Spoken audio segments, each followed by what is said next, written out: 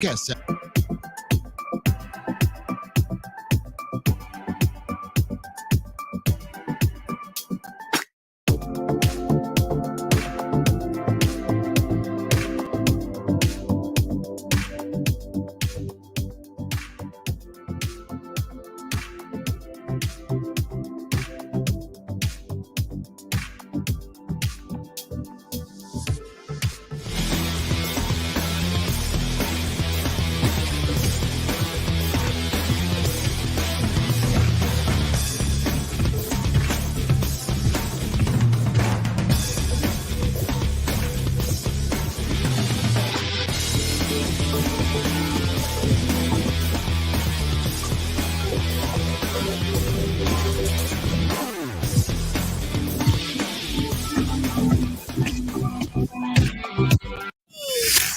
Stand by to launch FanStream Sports. 3, 2, 1. Let's start. Hello, sports fans. Welcome to FanStream Sports. Nothing but pure sports. This is the JP Show. JP, it's so good to hear you back on the air. Stand by. Now, here's JP. All right, welcome in to the JP Peterson Show on this Thursday as the Lightning get set to take on Buffalo, an Atlantic Division collision, as we like to call it on Lightning Vision. So we'll be at Amalie Arena tonight, but we got lots of Bucks to talk about today. Man, what a great press conference yesterday. Hey, we don't have games to talk about, so let's get excited about press conferences. Yeah, I just enjoyed being in an offensive coordinator press conference where the offense coordinator wasn't stringing together worthless cliches and talking down to me like I'm a 5-year-old, which is so it was nice to meet Dave Canales yesterday. Welcome into the program. Scott Reynolds from Pewter Report will join us at 10:30. So lots of Bucks in this first hour. And how are you this morning, Nick Geddes? I'm doing great. And like you said, 31 minutes. Wow. 31 minutes. You don't see that happen with coaches often. So refreshing to not get the normal 8 minutes, Maybe I'll answer your question. If I do, I'm going to demean you as I do it. The guy who has never called plays before, at least in a pro setting or a college setting, comes off as more intelligent about offense and schemes in the modern game than the guy who was the Super Bowl winning offensive coordinator, by the way, who still does not have a job. Shocking That's development. fascinating to me. Listen, this is one of the things I talk about is when you hire guys and you evaluate them as coaches, you better be looking a little bit deeper than just kind of the surface facts. And, the team's doing well, the offense is rolling well. Okay, it's got to be Byron Leftwich. Well, clearly it was not. And when he was what was weird, I don't want to get on a tangent here, but it was so weird last year as we find out more and more about this is like, it really feels like Byron was just completely doing his own thing. And was like, okay, so I didn't get the head coaching job. I'm not listening to Todd Bowles. I'm going to do my thing, and we're going to go out there and we're going to win games because of me. Yeah, be careful about that. Be careful about what you're trying to get accomplished there, because that was just a bad strategy. And hopefully Byron will learn from that. He'll get another shot, and he'll be a little bit more collaborative. But the way, and we talk about this. Listen, how an offensive coordinator treats us in the media, who gives a rat's ass? Nobody cares, right?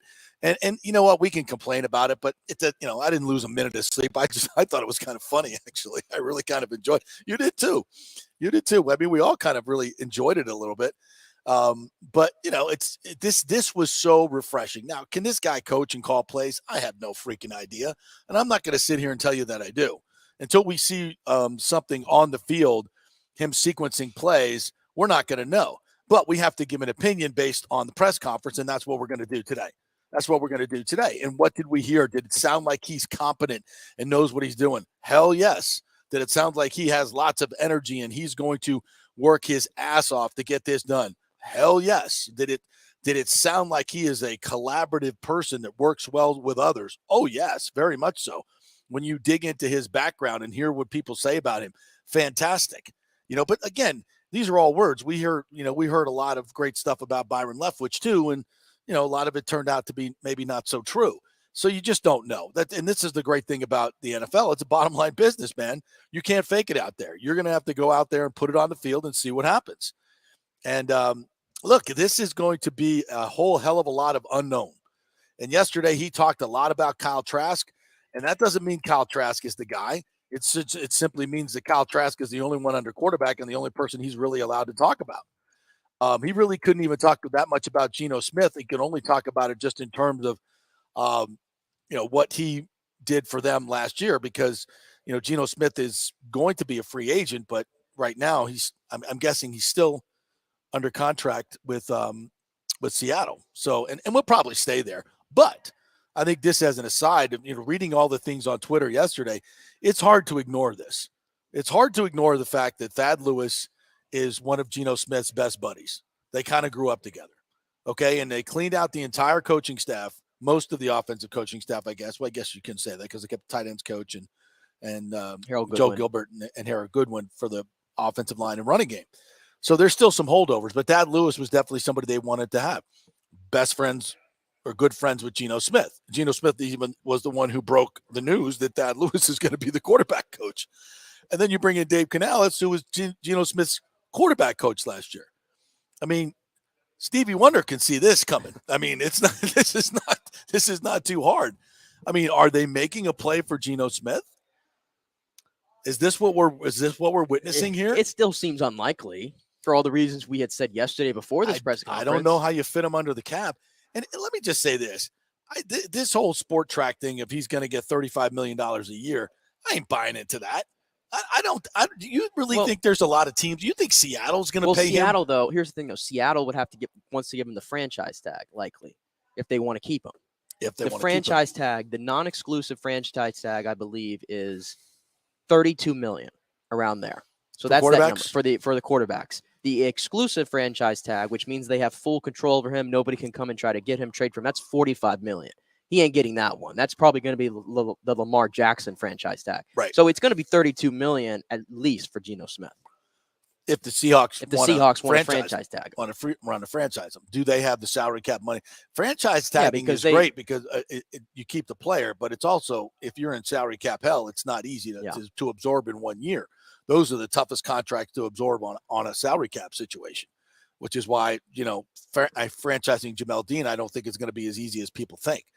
So I don't know. I don't want to get bogged down in the Geno Smith talk, but man, I mean, it's hard not to see this as unless you want to say this is setting up for Drew Lock, which please God, no. I don't want to see that. But look, if that's where if the Bucs feel like Geno Smith is a cheaper, and if they can get him to a long-term deal, his salary cap hit will be less than that. They can definitely spread that out.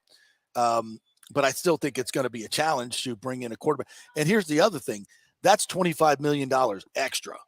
That's extra, at least $25 to $30 million extra, because you got Kyle Trask and you can go with Kyle Trask. You can draft a quarterback, and that's going to be minimal as well, even if you draft a quarterback in the first round. So to me, the quickest way out of salary cap hell is a low salaried quarterback. And I don't think Geno Smith fits into that category whatsoever. So let's table the quarterback talk for now, because as far as this conversation goes, it's all about Kyle Trask. And I asked two specific questions about philosophy. And then he talked about how his run game is, I don't want to say dependent on the quarterback, but the quarterback is very much a part of this run game. If you watch it, there's a lot of bootleg action. You either hand it off or you take it, on the boot. There's a lot of RPO action where you got to, as he explained, that to hold that backside for just a split second is a big deal in his running game. And this is a guy that's, they produced 4.8 yards per carry. We could use that here. No question about it. So, I mean, and that's an important part. And I asked him about that. So let's get to some of the sound from yesterday. And you guys can get a feel for exactly who this cat is. And again, really fun to listen to him. And that's why I don't want to paraphrase his words as much as just hear him. Here's my question. And he kind of explained that Shane Waldron is the latest offense coordinator. So that's basically the system he's bringing. It's a Rams system. Shane Waldron tutored under Sean McVay, came to Seattle, put that offense in, and that's basically the offense that Canales is bringing here. So let's hear him talk about the philosophy of it. 1 second, let me get it popped up here on the stream real quick. And there we go. Got it? Yeah. And away we go. Great. So it's good. I just come fresh off of interviews and stuff, so I can kind of rattle this stuff off. But number one, it's all about the ball. So everything we do, all 11 guys on the offense, is going to be about protecting the football. Whether it's in the run game, pass game, or protection, we're going to be crazy about it. One thing that hits my brain really quick, Skip Pete, is going to be our running backs coach. They had 0 fumbles lost last year from the running back. Okay, so he could have started that interview with that, dropped the mic, and then he would have been hired. So that's number one. Number two is focusing on what we control. That's your fundamentals and your attitude. So we're going to be a developmentally minded staff that's looking to develop player A to player Z. Okay, they're ours until they're not. Okay, there's no catering to this guy or that guy. We want everybody to develop their fundamental skills.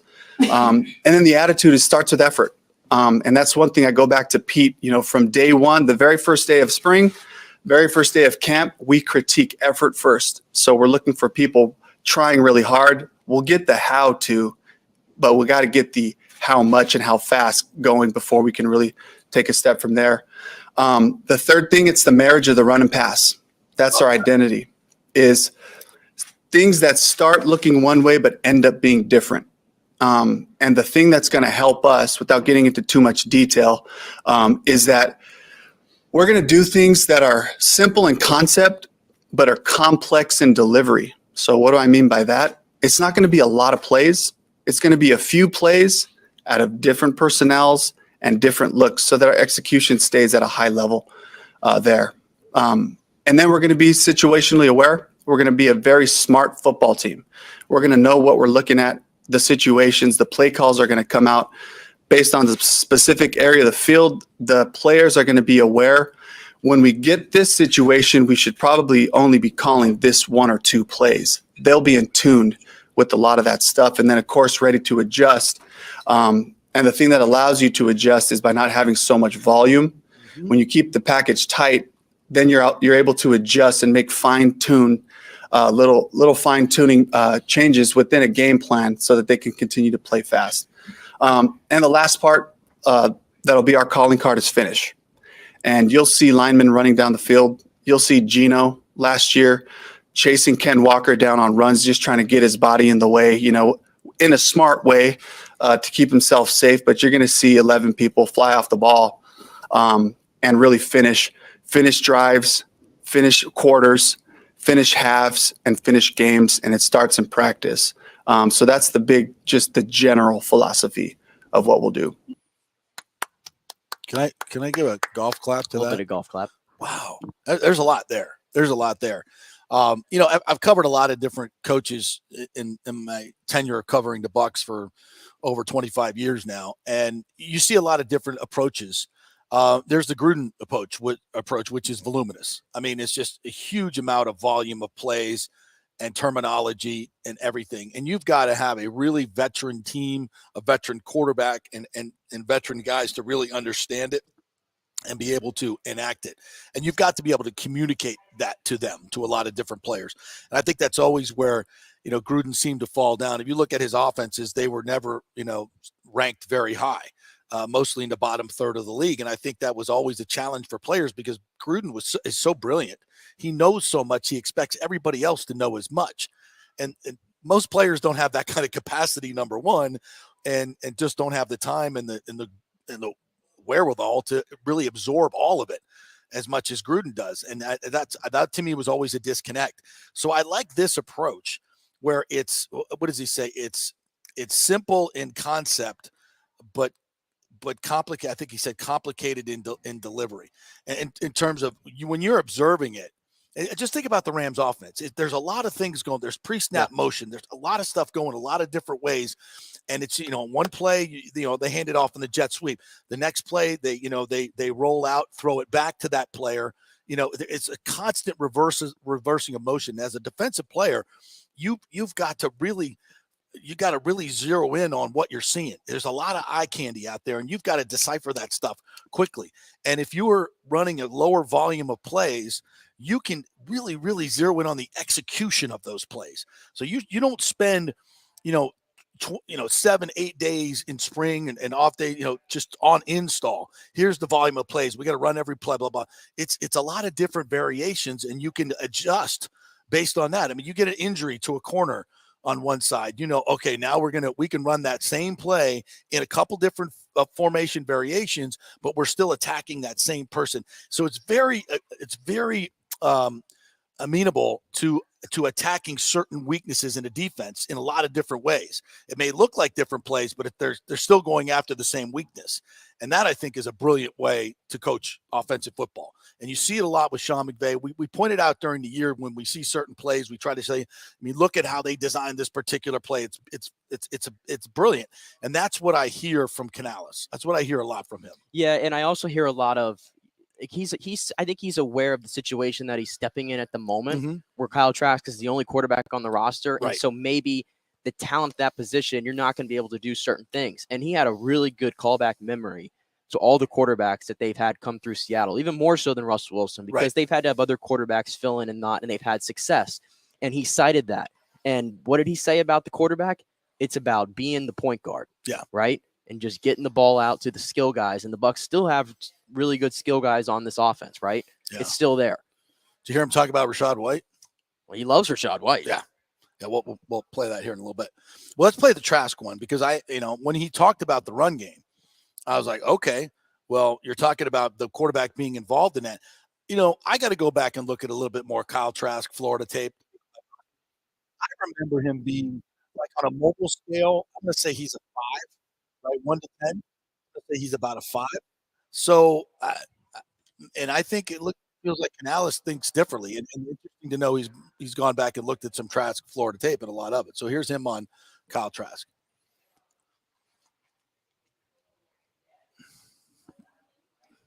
Trained is they're ours until they're not. And so right now I got one Bucs quarterback. It's Kyle Trask. And I can talk about Kyle for a second here. I really liked him coming out. If you look at some of the skill position players that he had there, Kyle Pitts, Kadarius Toney, he had the big return in the Super Bowl. And then you have Damian Pierce was another guy, right? Well, he was able to distribute. And the thing that we're going to help Kyle continue to build on here is to just be a point guard. Point guards don't have to be the one that score all the points. You just distribute, play on time, get the ball out of your hands. Life's better that way when you do that. And you got these bears chasing you. And if you don't like bears chasing you, then get rid of the ham.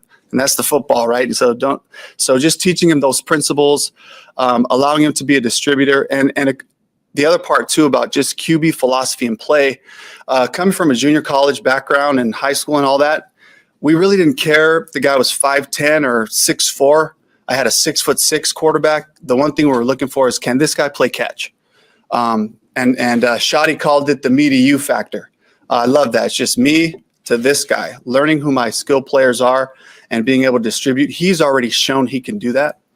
And then on top of that, it's just a really quarterback-friendly system because of the balance of the run and the pass. We're not going to put him in harm's way a lot until, of course, you get in those situations where you got to throw it a little bit. And then we'll do that as smart as way as possible. Yeah, that wasn't the one that my specific question, but that was good too, just because he's got that. Now, he's not expecting Kyle Trask to be Tom Brady.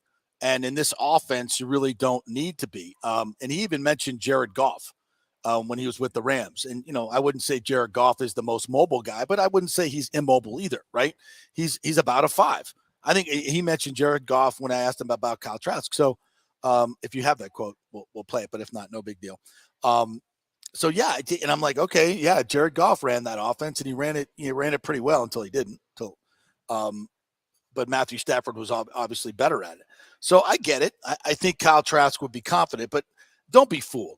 Kyle Trask is the only person that they can talk about, and he knows that. Yeah. And we have another quote here from Jeff Darlington. There's a lot of smoke out there about Kyle Trask being the Bucs starter. Yeah. Okay. It's clearly that is a message that the Buccaneers want out in the atmosphere. Okay.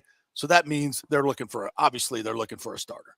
I think that they don't want anybody to think that they're looking for Hendon Hooker in the draft. They don't want anybody to think they're looking for a quarterback in free agency. They don't want anybody thinking. They want everybody thinking that, the Bucs are good with Kyle Trask. What did they say at the Super Bowl last year?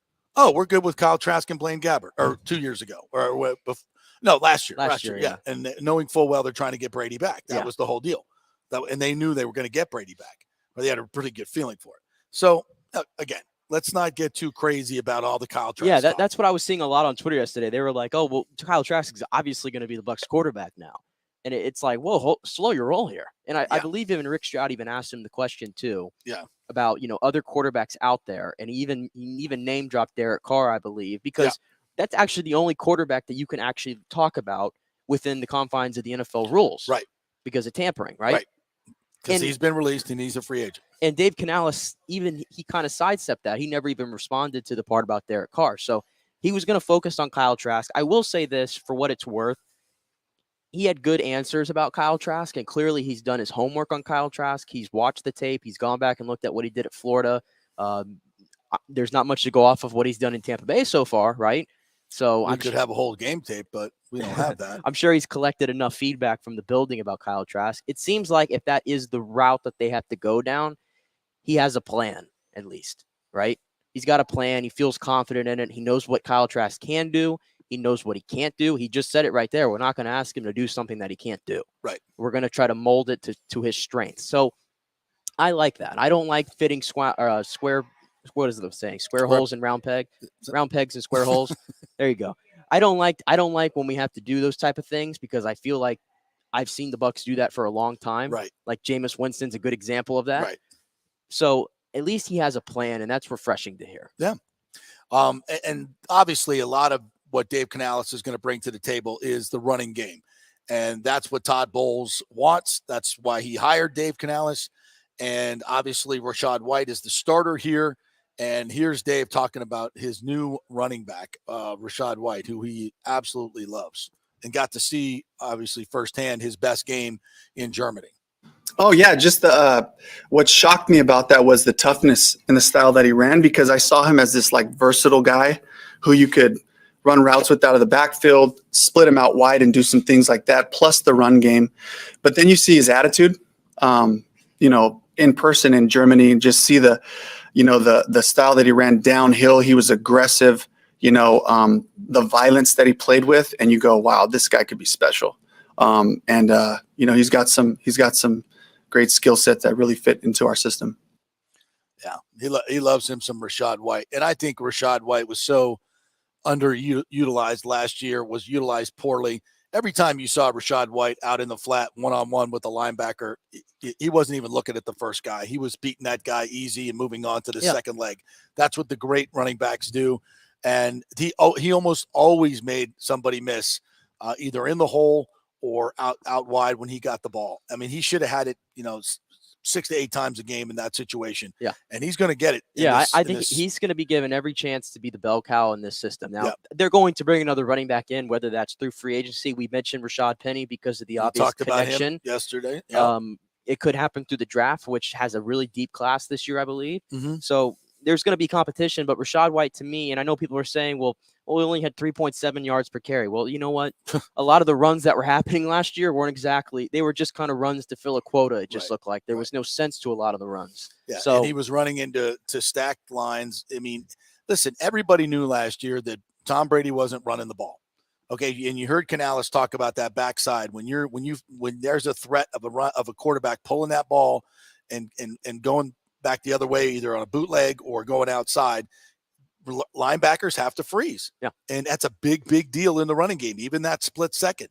And, when you get into an offense that's properly spread out, not these bunch formations that the Bucs always like to play under Leftwich, it's properly spread out and you've got room to run, then Rachaad White's going to have a lot more room to make guys miss, and is going to be so much more. The scheme of this running game is so different. Yeah. And you heard him talk about the marriage of the passing and the running game. You don't know which one it is in that RPO system. So you stick that ball in there, the linebacker just has to wait. And when you pull it, that tight end is there's a huge gap there, and it's so easy to play that way from a quarterback standpoint. I mean, it's so much easier than just sitting back like Brady did. And now, and then when you start cheating back to the tight end linebacker, you're kind of on your heels. All of a sudden, he gives that ball, and you got to make up 4 or 5 yards just to get to the hole. Yeah. Rashad White is through that thing and gone, man. It's that split second. That's all you need. That's why the running game was so bad last year. No quarterback involvement, and plus with Brady getting the ball out so quick, the safeties were pushed up as well, knowing that they're going to be short passes. There's no room to run, man. So it was tough. This is going to be a totally different deal. Yeah, and they got the guys up front, in my opinion, to run the ball effectively. Yes. And they've got the skill guys, too, as well, to help out in the blocking. Like Chris Godwin, we know, can do it. He's been doing it for his entire career. Colt Keep was drafted solely off of what he can bring to the run game, and I think there's more there. Shaq Mason, we know his strength has always been in the run game. Yep. We know what Tristan Wirfs and Ryan Jensen are going to give you. Yeah. So you have the pieces here to have a really competent run how game. Exciting the linemen are going to be, knowing now that these linebackers are going to have to sit and wait to see what's going on while they're bearing down on them, and it's going to be, the offensive line is going to look so much better. And we don't have to see halfback dive on 1st and 10, or if that fails, we don't have to see halfback dive on 2nd and 8. Ridiculousness, stuff like that. So it's a whole new world. Here's Canales on let's do number 4 on his coaching staff,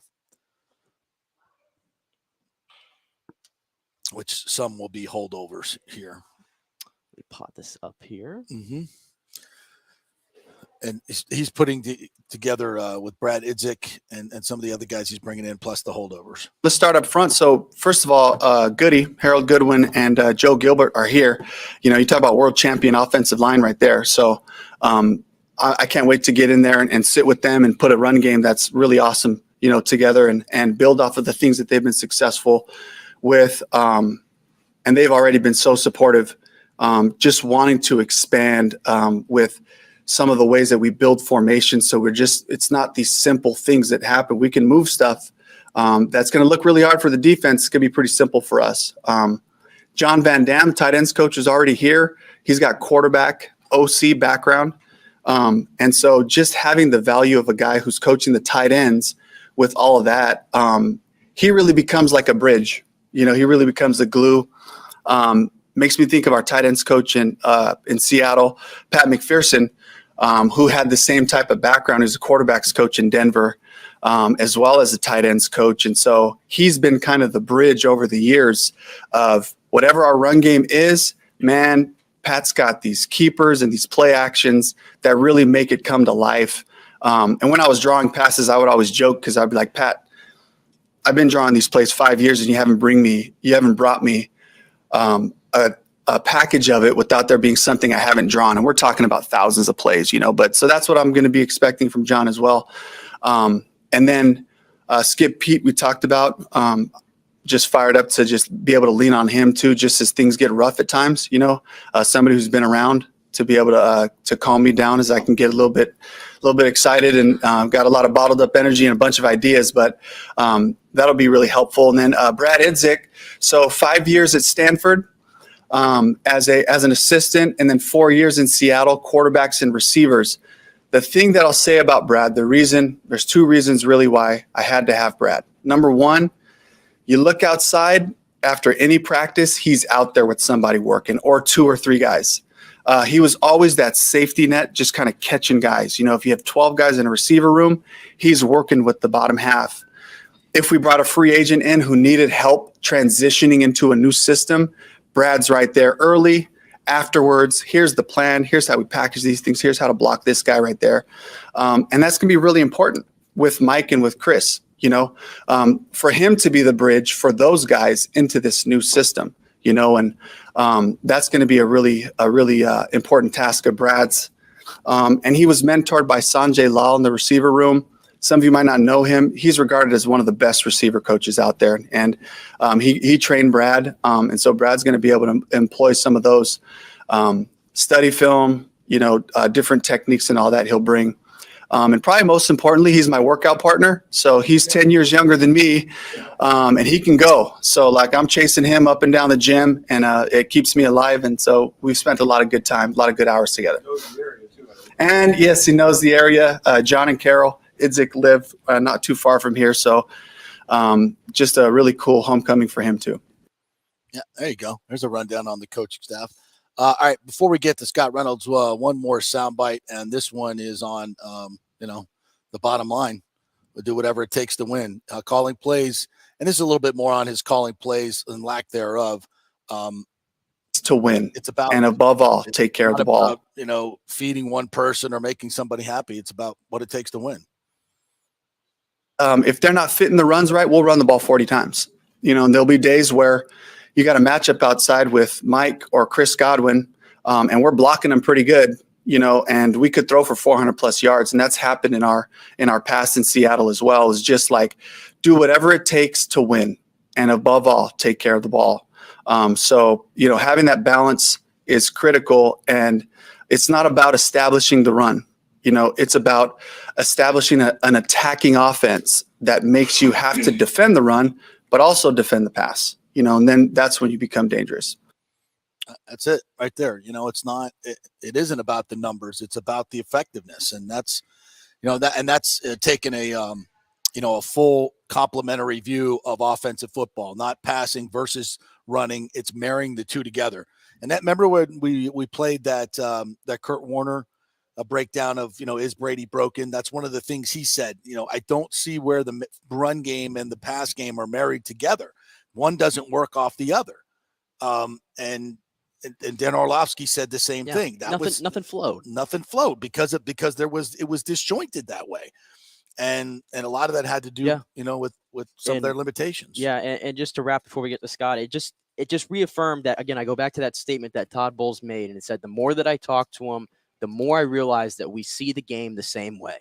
And I tell you what, from everything that he said yesterday, I have to believe everything Todd Bowles said. Well, it's so crystal clear to me why this guy is the offensive coordinator, how he's a good interview. I mean, you were in the room. He seemed like he had everybody engaged for 31 minutes. Very charismatic. You felt that, yeah. You felt that. Yeah. And so, I mean, Greg Schiano won a press conference. I'm sure he did. We don't know. He didn't gain a yard yesterday. The team did not gain a yard yesterday, but you kind of have to predict it. Look, this offense is going to struggle the first half of the season. Just getting to know it, because the execution is important, and that's timing for a lot of these motion plays and fake handoffs, and it takes a lot of execution, and you're not going to be able to get it all in off-season workouts, but there'll be an adjustment time. But think about what Todd Bowles does on a weekly basis. He's trying to figure out how to defend Jalen Hurts. He's trying to figure out how to defend the, Lamar Jackson, these modern day quarterbacks in his defense, and doesn't know if it's pass or run, and trying to teach his linebackers, hang in there until you know what it is. And these other teams are looking at the Bucs offense saying, hey, Brady's going to drop back. He's going to run this route and run that route. If they run, it's going to be strong this way. I mean, it must take them 5 minutes to prepare for the Bucs offense the last year. There's nothing complex about it. So this is bringing this offense into the modern day, and that's no knock on BA, by the way. I'm not the offense that they ran the past couple. It was more a Brady BA hybrid. So it was a little dysfunctional. Talent to do it, right? With the talent, when you got the talent to do it, it works great, and when you don't, it's not so good. And you can't lean on the BA scheme. Offense as the Bucs look right now would be even more of a disaster than it was last year. Oh God, yes, yeah. Oh my God, yeah. Because it's quarterback dependent, it's receiver dependent, it's all those things. And listen, when you run that offense, you go get good players. That's the way BA did it. He had great success. But Leftwich did not understand the nuances of all that and how it had kind of, been bastardized into what Tom wanted as well. So it was just, the whole thing was just so dysfunctional. This, at least we're bringing it back to some consistency. All right, we'll take a break. When we come back, Scott Reynolds is going to join us from Pewter Report. We'll get his take on what he heard yesterday from Dave Canales and where the Bucs are on this quarterback search. We're brought to you by the Jeeves Law Group at Bay Area Modern Medical Center, BAMMC.com. Chris Lugo, we had him on yesterday, really informational. Go back and check out that segment yesterday if you want to get some, you want to lose weight, you want to figure out what's going on, BAMMC.com. Check that out. Back in 3.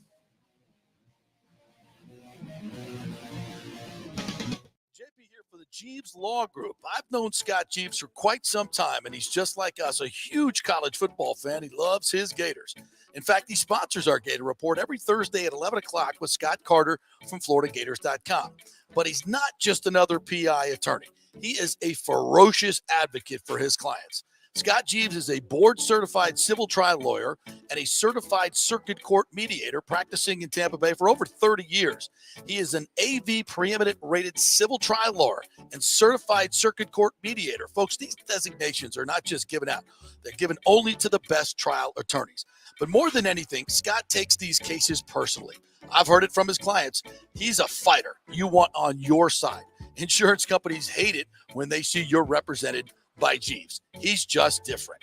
727-894-2929 or go to JeevesLawGroup.com. That's JEEVES lawgroup.com and tell them JP sent you. Now is the time to make sure your home insurance is in order. In the last year, many of us have made improvements to our homes. So call the folks at Italiano and discuss these upgrades to make sure you have enough coverage. According to a recent report, almost 64% of homeowners don't have enough insurance on their home, which is their most valuable asset. Also, a great time to make sure you have flood insurance. Even if your mortgage company does not require flood insurance, your home could still be at flood risk. Another big item as we enter hurricane season is making sure your pool enclosure is added to your policy and there will be no issue at claim time. That happens a lot. So call your friendly agent at Italiano Insurance to review your policies today. 813-877-7799 or ItalianoInsurance.com. Attention, if you are home shopping or looking for a refinance, and even if you already have the approval letter, you must call my man Scott Fitzgerald at American Mortgage Services. Scott has a brand new program available in the greater Tampa Bay area called the Community Advantage Loan Program. Get this, no money down, no mortgage insurance, no points, no origination fee, purchase or refinance, and loan amounts up to $647,000. Now, there are some application requirements. It must be a single-family home, one unit, primary residence, and have a minimum 640 credit score. The program only applies to certain neighborhoods, so you have to call to find out if you qualify. So call Scott Fitzgerald at 813-294-7595 or email him at scott@amstampa.com. Now, even if you don't qualify for that program, Scott will shop your loan around, get you the best rates, and won't charge you the huge upfront fees. And if you've had issues with your bank calling you back, Scott will return calls immediately or at least the same day. 813-294-7595 or email him, scott@amstampa.com. Scott Fitzgerald, MLS 386722, American Mortgage Services, 1000 North Ashley Drive, Suite 1020, Tampa, Florida. Coming back at you. Now, more with JP on FanStream Sports. It's only just begun. All right, welcome back to the JP Peterson Show, brought to you by Italiano Insurance and the Golden Diamond Source. Jump on over there. They got some great used Rolex watches and great watches, baller watches, as I like to call them. And they've got some great new ones as well, but you can get some great deals over there. If you want to trade something in, they'll do that as well. Anything in the jewelry arena, it's the Golden Diamond Source. Great folks over there, Julie and Steve Weintraub. Go tell them you heard it from JP and get something nice for your girl, even maybe if you forgot your Valentine's Day gift. I know one man that did not because he always takes care of his lovely wife, and that's the great Scott Reynolds. What's up, Scotty? How are you, my friend? Hi. There you are. Can you hear me? Hello. Yes, I can hear you just fine. Yeah, cool. How are you? I'm doing good. Doing good. Good morning to you. And holy smokes, what a press conference yesterday, right? We're going to call him Febreze from now on. He's such a breath of fresh air. That was It was so nice sitting in the front row there, wasn't it? Not being talked down to, quite literally. Yeah, I mean, the thing is, Scott, it's very complex what we're doing here. No logic, JP. No logic.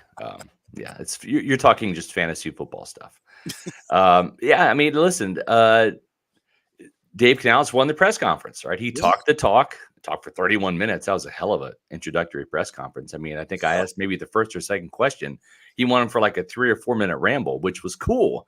Yeah. Because the thing is if he's going to be this detailed in his answers to the media, what type of details is he going to give his players when it comes to looking at opponents' tendencies, right? Looking at self-scouting film, and this is what you're doing wrong with your fundamentals and your footwork, right? I mean, the attention to detail is the thing that really stood out to me. His high energy is something else. I think that is very important for coaches to have. You don't have to be that way if you can communicate effectively. Todd Bowles is not a high energy guy, very much like Tony Dungy, right? But he still gets his message across to his players. I know fans look at Todd Bowles and they fall asleep. They're ho-hum. He stands there with his arms crossed on the sidelines. We heard the same thing, JP, about Tony Dungy. The difference was Tony Dungy won, so that was fine and accepted, etc. But the thing is if you look around that Tony Dungy staff, he had Rod Marinelli, who was a fire starter. He had Herm Edwards, who was a fire starter. You can have guys on your coaching staff. Monty Kiffin. Yeah, Monty Kiffin, exactly. The ultimate fire starter who can be the high energy guys to kind of bring some balance to your coaching staff. And I think that's exactly what Dave Canales is going to do. This guy is a whirling dervish, a human tornado of energy. And we'll see if he can walk the walk. But I like everything I heard yesterday. It was a stark contrast to the sleepy, tired Byron Leftwich, who honestly, when he opened his mouth, there were a lot of clueless things that came out. And it didn't give Buccaneer fans and media a lot of confidence in what Byron Leftwich was saying. And I can only imagine that translated to the players as well. Yeah. It's funny. It's almost like the offense emulates the coordinator. And let's hope it works the same way with Dave Canales. It's high energy. It's creative. It's detailed. So let's dig into some of the details. And you know, the thing that really got me off the top was when I asked about his overall philosophy was the marriage of the run game and the pass game. Right. You know, you're an old defense coordinator yourself. Yep. I was just explaining. I'm like, can you imagine if you're a DC and you're playing the Bucs last year? You're just like, okay, this will take about 5 minutes, guys, to let you know what you're doing. I mean, it's pretty simple. This is how these are run formations. They run every time out of this. These are the pass formations. They pass. These are the 5 pass plays. Here's the wide receiver screen. Look for this early and often, right? The first down runs, here they come. 3rd and 1. Let's bunch everybody inside, right? And 0 line splits. Yeah, I mean, that's it. Go to the weight room. It was completely predictable, easy to plan for, easy to defend. That's why points were at a premium for this offense. That's why 3rd downs were a struggle. The red zone was a struggle. And the thing is Dave Canales, he talked for 31 minutes to the media publicly, and then had another 30-minute session for the beat writers, kind of off the record. I'm going to share one thing he said. It was off the record because I'm not going to quote him, but I'm going to paraphrase, and I don't think it's any trade secret. But if you want to be a good red zone team, you know what you have to do? Run the ball. Yeah. Run the ball inside the 10-yard line. Okay, because you run out of real estate. It's just math. If you are dropping back to pass, go back to that Dallas Cowboys game in week 1, not the playoff game where Tom Brady threw a red zone interception. Go back to that game in week 1 where Brady got sacked on a couple 3rd downs inside the 10-yard line. Right. And the Bucs had to settle for field goals. Yep. Tampa Bay didn't and couldn't run the ball very well, whether it's inside the 10-yard line or anywhere on the field, really. But the difference is when you're dropping back to pass and you're at your, say, 7-yard line, right? You only have 17 yards of real estate. Right. That's it. To defend, right? Yeah. It's so much easier for defenses to defend that. And what we saw the Bucs face so many times, a 3 or 4-man rush. That means they're dropping 7 or 8. You can only put 5 eligibles out there, right? So if you're putting 5 eligibles, let's say one's a back, one's a tight end, 3 receivers, or double tight ends, two receivers and a back, that's 5 guys that are defended by 7 or 8. Right. Sooner or later, those 3 or 4 pass rushers are going to, one of them's going to win a one-on-one and come through and get to Brady. And that's what happened. Yeah. And that's why it was so ineffective. We asked Canales, again, kind of off the record, but I'm not really telling any state secrets. Why wasn't the Bucs running game effective last year? He's like, they didn't run it enough. They didn't. And you can't be good at something if you're not willing to do it. Now, he understands the double-sided sword, which is if it's not working, and some days it's just not going to work, right? The defense is just better. You're having a crap day at the office, whatever. You can't block him. You got to throw the ball, and that's fine. Yeah. But the statistics and what they bear out is the Bucs, JP and Nick, had 3 games where they rushed for 100 yards or more. 3. One was against Dallas in the season opener. One was against Seattle, and Dave Canales saw that firsthand. Yep. Rashad White's 100-yard game of the season. And then the overtime game against the Cardinals. Guess what the record was? They were 3-0. Of course. Yeah. The 9 games where they rushed for 70 yards or less, the Bucs were 3-6. Mhm. So they lost twice as many games as they won when they just simply couldn't run the ball at all. Yeah. So I think what you're going to see is a more balanced approach. If it's going to be Kyle Trask or some journeyman quarterback they're going to bring in, it needs to be balanced because you're not going to have a heavyweight titan like Tom Brady who can lead the league in passing attempts and sling it around the yard. If you do that with the Kyle Trask or even a Baker Mayfield or Jacoby Brissett, that's not playing to their strengths, and they're going to throw interceptions, more interceptions than you're going to want. So my last point on this, and I know that, in this fantasy football world we live in, and playing Madden football, this is a pass-first league. I get it. Dave Canales gets it. Todd Bowles gets it because he has to defend it. This team is not going to be run first. They're not going to be the Eagles or the Ravens, etc. It's going to be balanced. Balance doesn't mean 200 yards rushing, 200 yards passing. No. It doesn't mean they're going to run the ball for every time they're going to throw it.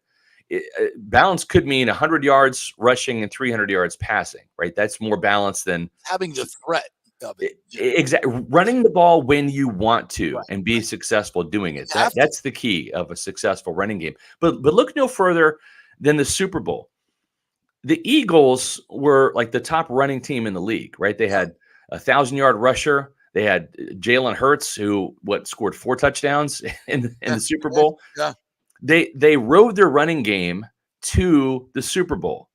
Kansas City won, not just because Patrick Mahomes was really good in the red zone, which he was. They outrushed the Eagles. Yeah. The Chiefs outrushed the Eagles. So there is still a viable place for the running game in the modern day NFL. And if you can run it and pass it, you're going to the playoffs and you're going to win games. Agreed. And he was asked a lot about Kyle Trask yesterday, and he spoke pretty highly of it. You could tell he's done his homework. He said, I wanted to be the point guard. And Yep. I mean, we know he can only talk about Kyle Trask because he's the only quarterback on the roster. Right. He sidestepped even when I think Rick Stroud had mentioned Derek Carr. Obviously, Yep. wasn't going to speak about anybody else. Right. The more you hear the Bucs kind of talk highly of Kyle Trask, and there's the report from Jeff Darlington as well that the Bucs I saw that. that he's Man. the best quarterback in the division, which we could debate that, I guess. It's debatable. Yeah. Do you think that this is a big smoke screen on Kyle Trask right now, or do you really believe the Bucs believe that? Well, I think it can go either way, right? If they can't find, I mean, listen, they couldn't find an offensive coordinator, right? So if they can't find a quarterback to come here and play, then you have to settle for Kyle Trask, and it might as well puff the guy up and inject some confidence in him and kind of like hey, we were Kyle Trask from day one, right? Like that's one narrative that the Bucs can play. When I say the Bucs, I mean Jason Light and Todd Bowles, right? And Dave Canales. Hey, we told you we've been on Kyle Trask from day one. Ever since Canales was hired, he was our guy. If they do get another quarterback like a Brissett or a Baker Mayfield coming here on a 1-year cheap prove it deal, which is probably what only the Bucs can afford right now, then what you've done is you've given this kid some confidence. You've puffed him up a little bit. Mhm. Even if he's not the starter, he might play at some point in time. JP, you and I are old enough to remember Byron Leftwich's first tour of duty in Tampa. It was the starting quarterback in 2009. He was the placeholder for Josh Freeman, who was the first-round pick that year. So this could be a situation where if things aren't going well, if there's an adjustment period to this offense, if Todd Bowles' defense takes too many hits in free agency, and some of these younger guys, the JTSs, the Logan Halls, the Kyle Trask, these draft picks that Jason Light, drafted when this team was a Super Bowl champion and kind of put them on reserve because they already had their starters re-signed for 2021. If these young guys don't step up and be effective for this team and it starts to go south, then you're going to see that handoff, right? Like we saw from Leftwich to Freeman, you might see it from Brissett to Trask at some point in time. So puffing the kid up, giving him some confidence, it doesn't hurt. Now whether they're selling it like a smokescreen for the draft too, who knows? Who knows what they're going to do? That was certainly the case back in 2009 when in late March, maybe or early April, they signed Byron Leftwich. Mark Dominic and Raheem Morris were puffing this kid up. Oh yeah, not Freeman at the time. They were puffing up Byron Leftwich. Oh, this is a former first-round pick from Jacksonville, and he went to the Steelers for a while, sat behind Big Ben. He's ready to go. And I told both of them, like, you're drafting Josh Freeman. I mean, come on. Raheem was out there at Kansas State for Freeman's freshman year. I mean, come on, man. Like, and it was a smokescreen. So we'll see. Yeah, and that's what I think this is. I think because when Jeff Darlington comes out with it, it's a plant, right? It's light telling him that to get it out there. Exactly. And again, it's either it serves the purpose of the smokescreen, or if the smoke kind of dissipates and they're stuck with Trask, then it served a point and a message of, hey, we've been behind this kid all along. Let's see what he can do. So it doesn't hurt either way. It's just conjecture. Scott Reynolds, Peter Report, joining us here. So who is that possible guy in the draft, Mr. Guru? I think I don't know, man. This is not a good draft for quarterbacks. Well, so how much I've started to watch some tape on Hendon Hooker, and I like it. I like it a lot. Yeah. And the fact that people are saying he's going to be there in the second, third round, I'm like, you're out of your mind. I think he'll be there in the second round. I don't know if he'll be there in the third round, but it's not a good quarterback draft. The thing with Hendon Hooker that is enticing is he's played well against big time competition. Obviously, beat Alabama. That's the signature game. He was in a very quarterback friendly system with Josh Heupel. This is a very quarterback friendly system that Dave Canales is bringing here. Yeah. Geno Smith, if you take Geno Smith and you plop him down in all of the other 31 NFL teams, right? And he's not going to have the level of success. He might have success in one or two other spots, but he would bomb in other schemes. He just would, because he's not that talented of a guy. He was a second-round pick coming out.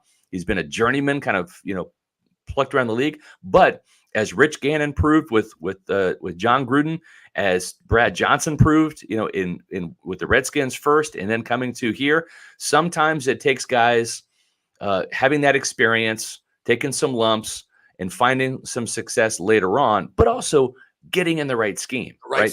The right fit scheme too. Yes. When Kyle Trask was drafted, I had somebody in the higher up in the organization tell me, we think this is another Brad Johnson type. And what that means is tough guy, willing to hang in the pocket, make the downfield throws. And if you surround him with talent, and if you remember, Mike Allstott, Michael Pittman, right? Mm-hmm. Ken Dilger, Ricky Dudley, Keyshawn Johnson, Joe Jervicius, Keenan McCardell. That was talent right there, man. Yep. And say what you want about Monty Kiffin's defense and the 9 defensive touchdowns, whatever. If you take away all 3 of the pick sixes, Derek Brooks's and both of Dwight Smith's, take away all 3 pick sixes in that 48 to 21 game, I think it was it was with the score in the Super Bowl. Yeah. The Bucs still score enough points on offense to win. Yeah. So it took a while for Gruden's offense to kind of take hold, but they caught fire in the playoffs. They trounced San Francisco. They scored enough points in Philly to win. Even without Rondé Barber's pick 6, they still win that game. And then, of course, in the Super Bowl. So they played great complementary football, and that's exactly right. That's what they didn't do last year. Right. The offense never married with the defense. The passing game never married with the running game. Everything was dysfunctional last year. Too many 3 and outs. Everything was dysfunctional. No one part of your game was supporting and complementing the other part of the game. And I think what I heard mostly from Canales, and obviously with Bowles is on board with this, it just seems a much better marriage between the two. And sometimes when you have that, it makes up for your lack of ridiculous talent. I mean, the Bucs won the 2020 Super Bowl because they had ridiculous talent. Right. They're an extremely talented team, and they played well fundamentally. Didn't make a whole lot of mistakes, especially after the bye week. Right. That was their formula. And last year it was the exact opposite. They had some good players, but nobody was working together. Yeah, well, you look no further than the Ravens game on Thursday night. The Bucs had a 10-3 lead at halftime. The defense was doing its job. Hell yeah. At some point in time, though, the 3 and out on offense. That was gassed. The defense is getting put back out there, and not just that, they're not getting put back out in the field to rush the passer. Yeah. They're getting put out in the field to stop the run, which takes a lot more out of you as a defensive player. Yep. And then look no further than the Carolina game, the debacle in Charlotte. Yeah. The Bucs were only down 7-0 at halftime. Right. That was it. But they couldn't do anything. And then the Panthers ran roughshod over them in the second half when the Bucs defense was gassed. Yeah. So you do have to play complementary football. And I think too, Rachaad White is going to be a featured back. And I mean featured in this offense. They like Keyshawn Vaughn. They think that he made some real strides last year, and we saw it in training camp. Keyshawn, we were like, hey, who's this guy, man? This guy can catch the ball now. He's running angry, and they're going to draft another running back. I mean, they will. It's not going to be Bijan Robinson. There's too many other needs to get a first round back. As Seattle proved with the likes of Thomas Rawls, Chris Carson, those are a couple guys that Canales mentioned yesterday. You can find an angry runner, a pissed off guy on day 3 that will break some tackles and get the job done. This is a very, very, very deep running back draft, like very deep.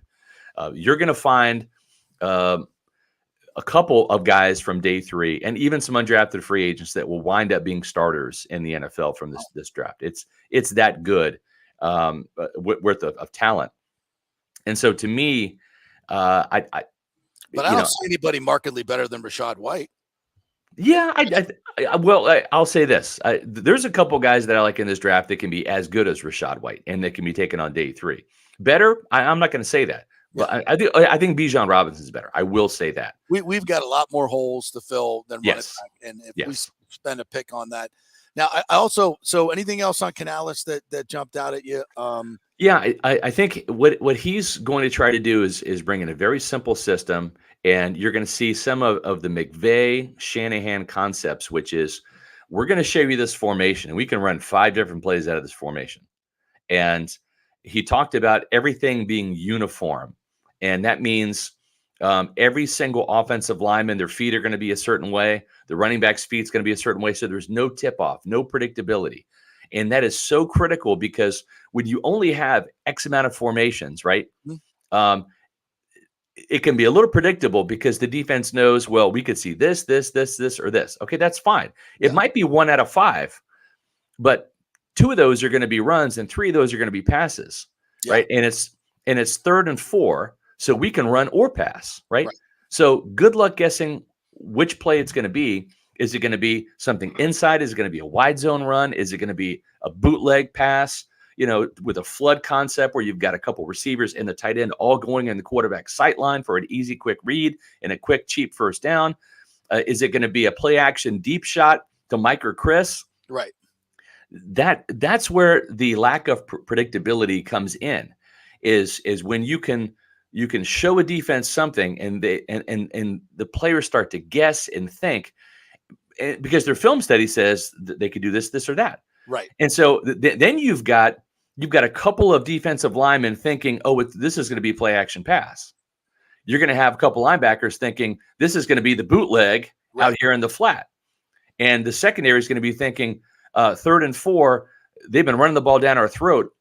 We as safeties have to creep up a little bit. Right. So now you've got different guys on defense thinking different things, trying to work within the scheme of the defense that's called. Right.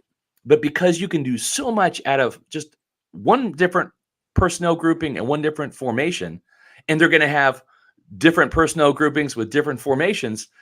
So there's a lot that you can do to really make a defense second guess. Plus, then you throw in some motion to help the quarterback. Is it zone or man to make this simple, easy read?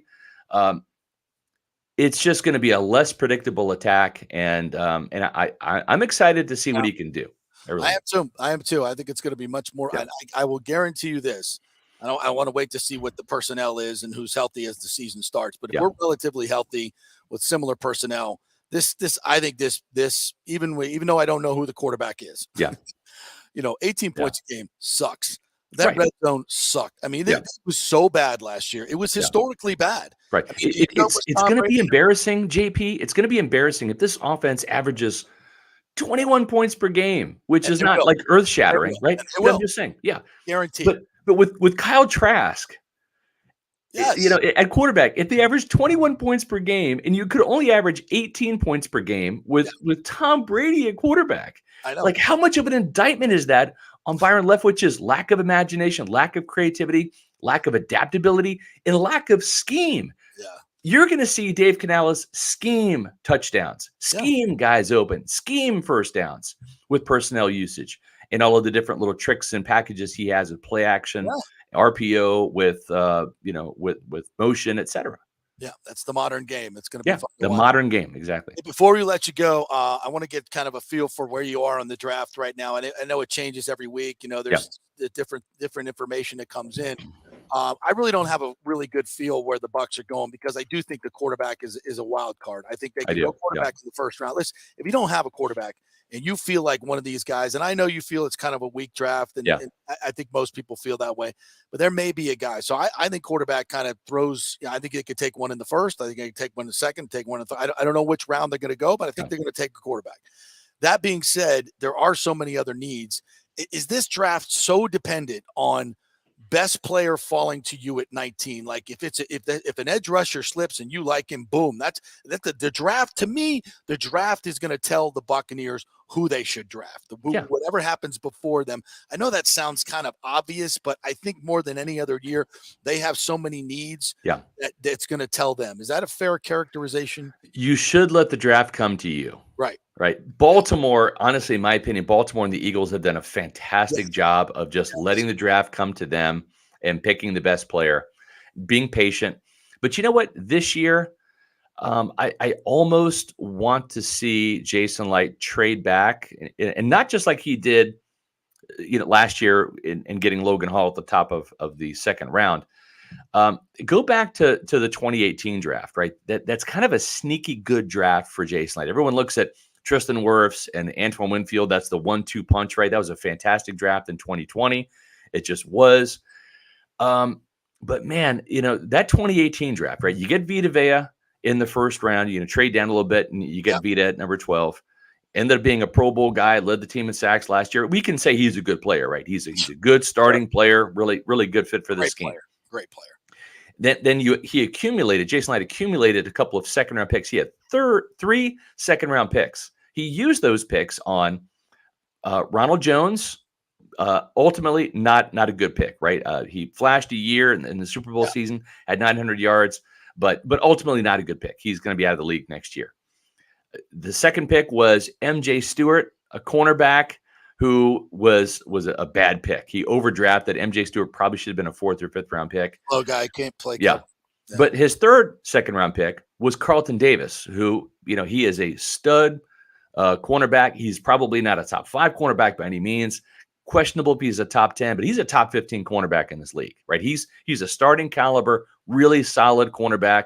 When he's on his game, you saw what he did against Jamar Chase. The guy can be really good if he can stay healthy. Then he drafted, Jordan Whitehead in the 4th round, Alex Kappa in the 3rd. Kappa cashed in a free agency. Whitehead really helped that team. And I think they missed Whitehead last year in the secondary. So when you come away with 4 really, really quality starters, Vita Vea, Carlton Davis, Alex Kappa, Jordan Whitehead. Yeah. That's a really solid draft. And he did that by creating more picks for him to miss. Yeah, exactly. You trade back, get more picks. This is going to be a year where you're not going to be able to re-sign all your free agents. You got to lean on the draft. You need more picks. And if this team wound up with 10 picks in the draft, you could make the argument all 10 are going to make this roster this year just because they're not going to have the cash resources to re-sign the 23 unrestricted free agents. Sorry, 22 now because Tom Brady's retired. Yeah. But that's just a lot of capital to outlay for free agents that I don't think this team's going to have this year. So who are you trading to get picks? Devin White? No, they're not going to trade Devin White. There's Todd Bowles with him being here. As long as Todd Bowles is here, Devin White will be here. Devin White is like an extra Bowles kid. Okay, it's like you've got Troy, you've got Todd Jr., and you've got Devin Bowles. Okay, that's just how it is. Say what you want about Devin White. I think he played better the second half of the year after he was called out publicly by Sapp and myself. I'm not taking any credit for it. I'm just stating that's what happened. He played more consistent football. You're going to give him $15 million a year because he's $20 million. $20 million. He's not going to get 15. He's going to get $20 million. You're going to pay Devin White $20 because if you keep him, I'm not, but the Bucs will because that's what Todd Bowles wants, and I'm telling you right now, that's not smart. I'm not saying it's smart. I'm just saying it's going to happen. Okay. Bruce Arians' blind spot was Byron Leftwich. He could do no wrong. And at the end of the day, the only ally that Byron Leftwich had in the building was Bruce Arians. Okay. By the end of last year, he was the only ally Byron had left in the building. That's why I had the confidence literally 30 seconds after the Cowboys lost to the Cowboys in the playoffs to publish the article that Byron's going to get fired. I knew it. I knew it at midseason he was going to get fired. Okay. Should have been top fired at midseason. Should have been. That's a story for another day. But having said that, Bowles loves Devin that much. Devin White is Todd Bowles' blind spot. He just thinks that the kid can do no wrong. And I hope he gets better. He's got the talent to. He's really young still. But He just got to be more consistent. How can Todd Bowles is running this defense? He watches every week how teams set up Devin White, especially in the red zone, to get free touchdowns. And you're going to pay that guy. Listen, I love Devin. He's a good dude. He's a great guy. He's great smile, but he just hasn't progressed his game, especially mentally. His game just has not progressed. He still can't get off blocks. Yes, he makes splash plays, but when you're gambling, certain coaches they have a crush on a guy, man. We saw with Michael Pittman with John Gruden, right? I mean, just like, man, look at this guy. Look at this guy going out to Clearwater Beach, man. I want those guns, man. It's like, okay, what does that have to do with scoring touchdowns? And he got tripped over blades of grass, man. He's running wide open in the field. He tripped over blades of grass. He had no contact balance whatsoever. But Gruden was just enamored with Pittman. So it happens sometimes, and that's how it is. So where are they getting the draft picks from? Who are they trading to get trading down? They're going to trade down and constantly and get more. Okay. Yeah, you're at 19, so you can trade down maybe 10 spots, still keep your first round pick for the 5th-year option for that guy, and start accumulating some picks. Maybe you trade down in the second round. This is a deep draft at a lot of positions the Buccaneers need. This is a flush tight end draft. There's really good running backs in this draft. There's some offensive linemen. This is a good edge rusher class. I think it's fairly deep at cornerback. It's pretty deep at safety. I think the meat of this draft is in the 2nd and 3rd round. Okay. So if Jason Light can come away with 4 day 2 picks like he did back in 2018, where he had 3 second rounders and a 3rd rounder, and he hit on, out of those 4 picks, he hit on 2, Kappa and Carlton Davis. Right. So. And sometimes you need, just like Jimmy Johnson did, he was the master at trading down. You need more picks to make up for those misses that you're going to miss on. So you can't go perfect in the draft. Do you think you can get a 2nd and 3rd for Devin?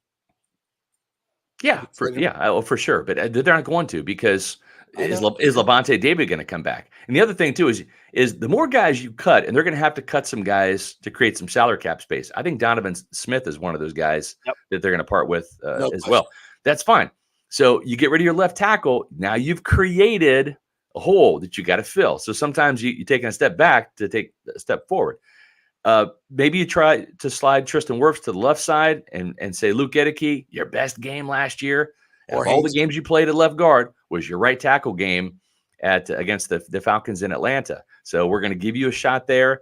And then you draft another tackle in the mid rounds to compete with Gedeke, or as your swing guy, because you're not going to have Josh Wells this year. Tore his knee up at the end of last year. Plus, he's a free agent, so you're going to need another tackle.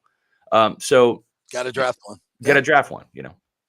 All right, Scotty, good stuff, man. If you want to get the information on the draft and off-season, Pewter Report is the place to be. So tell everybody how they can get your content, my friend. Yeah, we're heading out to the Combine next Tuesday. So make sure you check us out at pewterreport.com. That's the mothership. You can follow us on social media at Pewter Report, Facebook, Twitter, and Instagram. And we also have got our Pewter Report podcast that come out 4 days a week, Mondays and Tuesdays at 4 p.m. Then for the late night crowd, we go 7 p.m. on Wednesdays and Thursdays. So 4 straight days, Monday, Tuesday, Wednesday, and Thursday. First 2 days at 4, the last 2 days at 7. You can find us on Pewter Report TV. That's our YouTube channel, Pewter Report TV. Make sure you're subscribing to that so you don't miss out on any of our content that we post on YouTube. And I'm expecting, by the way, when you come back from the Combine, Anthony Richardson should be your number 1 quarterback, correct? No. If you do these things. No? Well, maybe at the Combine. Yeah, he might tear it up at the Combine, but man. He's going to be a star. His accuracy, though, is atrocious. I want you to be the guy that puts AR-15 at 1, and I want you to be the guy that puts Levis at 2, because that's how these things work. Let Hendon Hooker fall to the box. Yeah. I like Hendon Hooker. I would not be, you know what, out of the top 4 guys, right, they have no chance of getting Bryce Young, no chance at getting CJ Stroud. Levis, I think there's some mixed bags. I think he is a love or like kind of guy for certain teams. They either love him and he's a top 5, top 10 guy, or they like him and he's a top 20 guy. You see Josh Allen. I don't see it. Yeah, I don't either. And then with Richardson, I don't know. He's not going to have the slide that Malik Willis did, right? Where he fell to the 3rd round. The Titans got him. Just because Richardson's just a better athlete. He's got bigger upside. He played in a better school, right? Florida in the SEC. Oh, yeah. But the accuracy is a real struggle. Oh, and it's that. Every coach can fix that, boss. You know that. that's what they think, right, JP? Oh, we can fix that. I'm a quarterback's coach. That's what I get paid to do. Come on. No big deal. No, that's easy. Yeah. I mean, look, Jalen Hurts has been able to improve his passing. But he did that at Oklahoma. He went from Alabama to Oklahoma, Lincoln Riley's system. That's right. He improved dramatically as a passer. The problem with Anthony Richardson's not the downfield accuracy or the intermediate throws. It's the missing on swing passes, missing on slants. It's the pitch and catch stuff, the 5 and 10 yard stuff that he can't hit on a regular basis. As a Florida State fan, it was nice to see that in the second half. Yes. What did he have? 13 straight incompletions, I think. Yeah. I pity the team that drafts him, and I hope to God it's not the Bucks. I hope not too. All right, brother. Thanks for the information. You got it. Thank you. Great Scott Reynolds there. But we got a lot to chew on that one as well. So let's hit a break. We'll come back. We'll talk about what Scott had to say. We're still digging in on Dave Canales. We're going to get to the Lightning as well. They got a big game tonight against Buffalo. And we'll get some Rays talk to get into and some other NFL news as well. Aaron Rodgers has come out of his dark Hobbit-like room in the Shire. So we'll find out if he found the ring when we come back. Stay with us. Was your car totaled in an accident? Did your insurance company use Kelley Blue Book or NADA to appraise the value of your car? Chances are they didn't, and you got shorted maybe thousands of dollars. Call the Jeeves Law Group for a free case evaluation because your insurance company may still owe you money. 727-894-2929. It's a free call, so why not find out if you have a case? Insurance companies have been running this scam for a while, and most folks don't know if they've been shorted. Trust me. Scott Jeeves is a different kind of attorney, the kind insurance companies hate to go up against. He could recover thousands of dollars, so why not call? 727-894-2929 or go to JeevesLawGroup.com. That's JEEVES lawgroup.com and tell them JP sent you. JP here for Emerging Investigations, Tampa Bay's premier investigation agency. Do you suspect your spouse is cheating or involved in a divorce, that your spouse is hiding money, an ex-employee or current employee with suspicious behavior? Is there a criminal matter you need help with? If you need information you can count on, using the professionals at Emerging Investigations is a slam dunk. Emerging Investigations is a licensed and insured private investigation agency, family-owned. Emerging is your ideal resource to secure evidence and validation, allowing you to make informed decisions in life's biggest matters. Led by industry executive Brian D'Antonio, Emerging possesses the experience and resources to get needed results. Emerging Investigations maintains an excellent reputation as a premier investigation agency. They are known for results. You're not just hiring a PI, but an organized, dedicated team using state-of-the-art technology. Their proven investigative methods produce crucial information used in criminal cases, insurance fraud, and personal injury claims. Many local attorneys, industry agencies, and your concerned neighbors all count on Emerging Investigations. Just go to their website, emerginginv.com, or call 813-291-FACT. That's 813-291-FACT-3228. Get results you can trust in life's biggest matters. Emerging Investigations. Well, it's that time of year to renew or shop your health insurance provider, and you can get great health insurance for $20, $30, $50 a month. Just call 888-325-0605 to help navigate the health insurance marketplace. 1 out of 3 people in Florida are uncovered because they think they can't afford it. Not true. I made the call a couple of years ago, and they helped me get Blue Cross Blue Shield coverage, Florida Blue, for just $20 a month. Last year, it went up to $49. Oh, well. It all depends on your income and your family situation. It's a free call, 888-325-0605. They will ask for some income information. So if you have your tax returns available, that will be great, but you don't need it. They'll just answer some simple questions, and the highly trained reps will do the work for you to find out what your subsidy will be. 888-325-0605. And if you have a plan through your employer, you may be able to get it cheaper. It's a free call, so find out, folks. This has been a lifesaver for me and saved me thousands of dollars over the last few years, and you can choose your plan. It's a no-brainer. Find out. Make the free call. 888-325-0605. Get covered like me and thousands of others. 888-325-0605. The PGA Tour's Valspar Championship returns this March 16th to the 19th with 4 days of golf action plus the host of fun activities that make it Tampa Bay's hottest spring sports ticket. Sam Burns, who won in a thrilling playoff last year, is looking to make it 3 wins in a row on the Copperhead course at Innisbrook Resort. He will be challenged by a top field that includes Jordan Spieth, returning for the first time in 5 years. The 2015 Valspar champ counts 13 PGA Tour victories, including 3 majors in his career. It will be a great field and great fun. Tickets are on sale now at ValsparChampionship.com for all tournament days, both grounds tickets and premium ticket options. You don't want to miss the 2023 Valspar Championship. JP here for Italiano Insurance. If you've started a side hustle during COVID and the business has grown, well, you need business insurance, because if you get sued, you could lose all your personal wealth if you're not properly protected. That's right. Your home, your savings, everything could go. So get protected now. Call the great agents at Italiano Insurance, 813-877-7799, and a real human will answer the phone and get you protected. If you haven't shopped your business insurance in a while, you could be overpaying by thousands. One customer had their golf buddy handling his business insurance, then called Italiano to shop it around, and they saved him $26,000 a year. Yeah. So call 813-877-7799 or go to ItalianoInsurance.com. Italiano Insurance, protecting all the pieces of your life for over 60 years. The boys are back. The PGA Tour's Valspar Championship returns March 16th to the 19th with 4 days of incredible golf plus a host of activities that make it Tampa Bay's hottest spring sports ticket. There is more to the Valspar than just great golf. It's the Hooters Owl's Nest, the Snake Pit Club, accessible by premium tickets, and other great venues throughout the course for those with ground tickets. And new in 2023 is the Rooftop, a new prestigious venue at the 18th green with music, food, and fun. Plus, you never know who you're going to see at the Rooftop. Tickets are on sale now at ValsparChampionship.com for all tournament days, both grounds tickets and premium ticket options.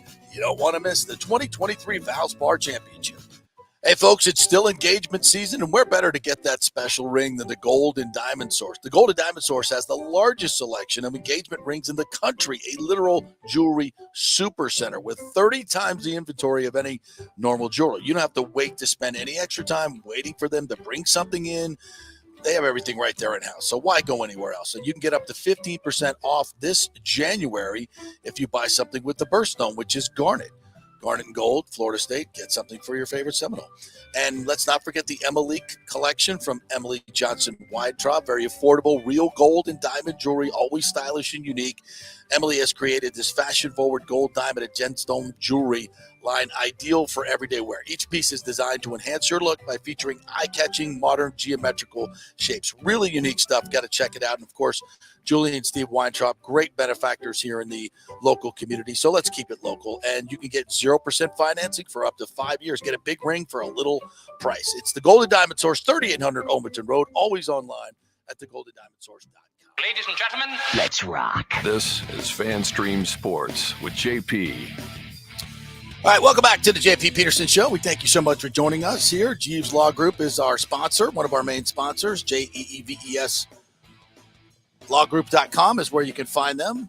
Give them a call over there if you got any issues with being in an accident, car accident, or you hurt at work or issues at work. They also do that type of work. They are experts in the field. If you have had your car totaled and don't think you got what you deserve, which is usually the case, they can help that as well. Even if it's been a couple of years since your settlement, just give them a call and just go to jeeveslawgroup.com, contact them through the website, tell them JP sent you, and they'll be able to tell you whether you have a case or not. So I pick up a little extra money there that you didn't think you could have. They just having Jeeves Law Group on your side will force the insurance companies to step up. So give them a call, find out if you have a case.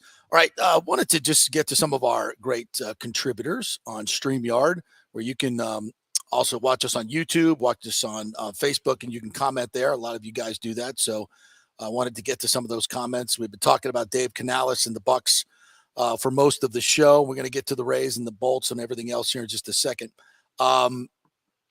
Bucks Basement, always great to have you in. Jeff Darlington reports that Trask is going to be the day one starter for the Bucks because they believe they have the best quarterback in the division in Trask.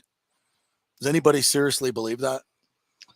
I mean, if the Bucks will sit there and say that they have the best quarterback, I mean, what is that based on? You've not seen Kyle Trask play. Well, it's based on you're comparing him it's completely ridiculous. You're comparing him to Desmond Ritter.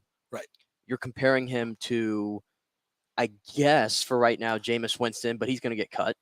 And maybe Andy Dalton. Andy Dalton's a free agent. Well, who knows? I'm just saying who's on the rosters right now. Yeah.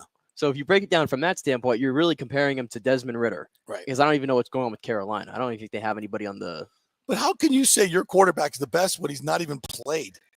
I mean, Desmond Ritter's at least played. I'm just telling you. Anybody else that's going to take a snap in the other places has actually played in a real game. Maybe they believe he's better than Desmond Ritter. It's really not. He's only going up against one guy. There's only like 2 quarterbacks on rosters in this division right now. If that's not I mean, that's like, saying we shot down a balloon or whatever it is and we don't know what it is. We had 20 F-15s running around us. Like you're saying you're dumb. Like you're limiting to, I mean, I'm not trying to be mean to the Bucks, but if you're feeding Jeff Darlington a story that says we think Kyle Trask is the best quarterback in the division, I mean, that's just silly. It's based on what? I mean, it's just silly. It's dumb. So I mean, I'm saying the Bucks are dumb, but I don't even understand that report. Like, why would you even say that? It doesn't put you in a great light. I would, even if I'm planning that story, I'm like, we're very confident in Kyle Trask and we feel like he can be a good quarterback, but I mean, we're comparing him against other, we don't even know who their quarterbacks are, number one. So it's just kind of silly. Bucks Basement says, I'm having flashbacks of when Jensen went down and all these O-line injuries happened and the Bucks chose to stick with their depth because they had faith. Disaster in the making. Yeah, we kind of said that day one. They got to go out and get somebody. I was absolutely positive that they were, and they never did. And not saying that's the only reason that the offense sucked, but it was a big reason. Thought that was a miss as well. What else we got here? Chris Cole says, good morning. Much better than the smug Leftwich smug. Great word right there. Really good. I like that word. Thomas Casper brings up the Baker Mayfield. But to me, Baker Mayfield doesn't fit this team's DNA. I was going to say, like, from everything that Dave Canales said, distributor, point guard. I mean, Baker Mayfield was a distributor and a point guard for 1 year in his career, and it was in 2020 when he was 11-5 as a starter and took the Browns to the playoffs. So there's a year there that I can go off of. Okay, he did it. And he can run and he can throw. But in general, as I always say, take your best year, take your rookie year out of the equation. What are you? Yeah. And Baker Mayfield at that point is not even a starting quarterback in the NFL, and he's a turnover machine. Yeah, quite frankly. Yeah, he doesn't feel like he fits the DNA. and I think he's a little bit more mature now, clearly, than he was maybe when he entered the league. I'm not going to say that he's still the same college kid and everything with all the stuff that happened there, but I don't know. That to me, Baker Mayfield, I feel like of all these quarterback options, is probably like really low on my list.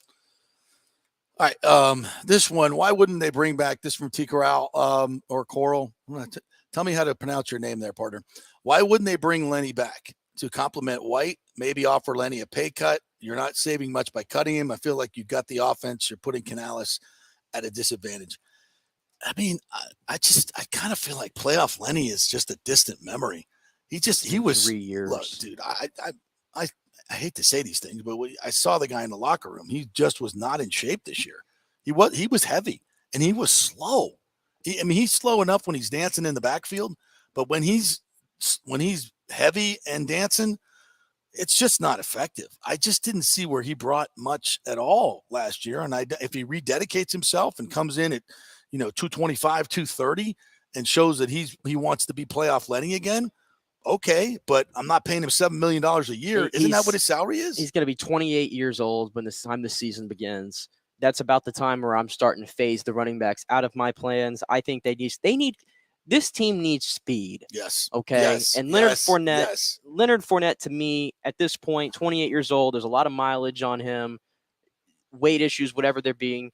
that's not speed that you need. I think he's a classic candidate that you're trying to remove from your team just to get more speed. So I agree. Thank you for the contributions, Lenny, but no, I don't think for 1 second the Bucs are bringing him back. Yeah. And he wasn't even mentioned yesterday, by the way, by Dave Canales. It was No. all about Rashad White. Yeah. I just don't think that he's in their plan, and I don't think he should be quite honest. I'll put this one. Okay, go ahead. ahead. You go first with this one. I feel the same way with Gage, too. If you want Trask to succeed, whoever keep Gage so you have 3 good receivers, you got to give a new OC and quarterback some weapons. Gage was hurt all last season. I agree with you. There's better in Russell Gage, no question about it. I think he's a good teammate. I think he's a good glue guy. From what we saw some really good things out of him in Atlanta. He seemed to be a great third option. But I think his contract is I got to look at some of these contracts. It's the contract that kills him right now. Yeah, right. Because you're going into a semi-rebuild or whatever you want to call this, you already have 2 receivers who are making over $40 million combined. Then you add a third in Russell Gage who's making $10 million. Can this team afford to have a third receiver that makes $10 million a year right now? And unfortunately for Russell Gage, I think there's a lot more in him. But the fact is he got hurt early in training camp and he never could recover. Now, when he got out there, I talked about this a few weeks ago. He was open. Yeah. He was one of the more open receivers, actually, in the entire NFL. He was by far the most open Bucs receiver and an offense that doesn't create much separation. So I like Russell Gage. I just don't know at $10 million. Yeah. Yeah. Looking at his dead cap is $9 million. So yeah, he's this year. Yeah, you're gonna take a huge hit if you cut him. You're not really saving that much. You're saving $2 million.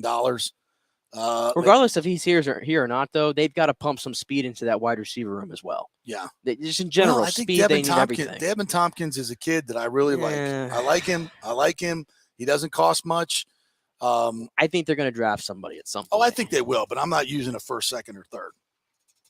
Unless I pick up it depends how the draft goes. We just talked about it. That's true. That's true. And I think that look, I would be putting Devin White out there to get a couple of second and third round picks. What Scott said to me about that, I did not know that was.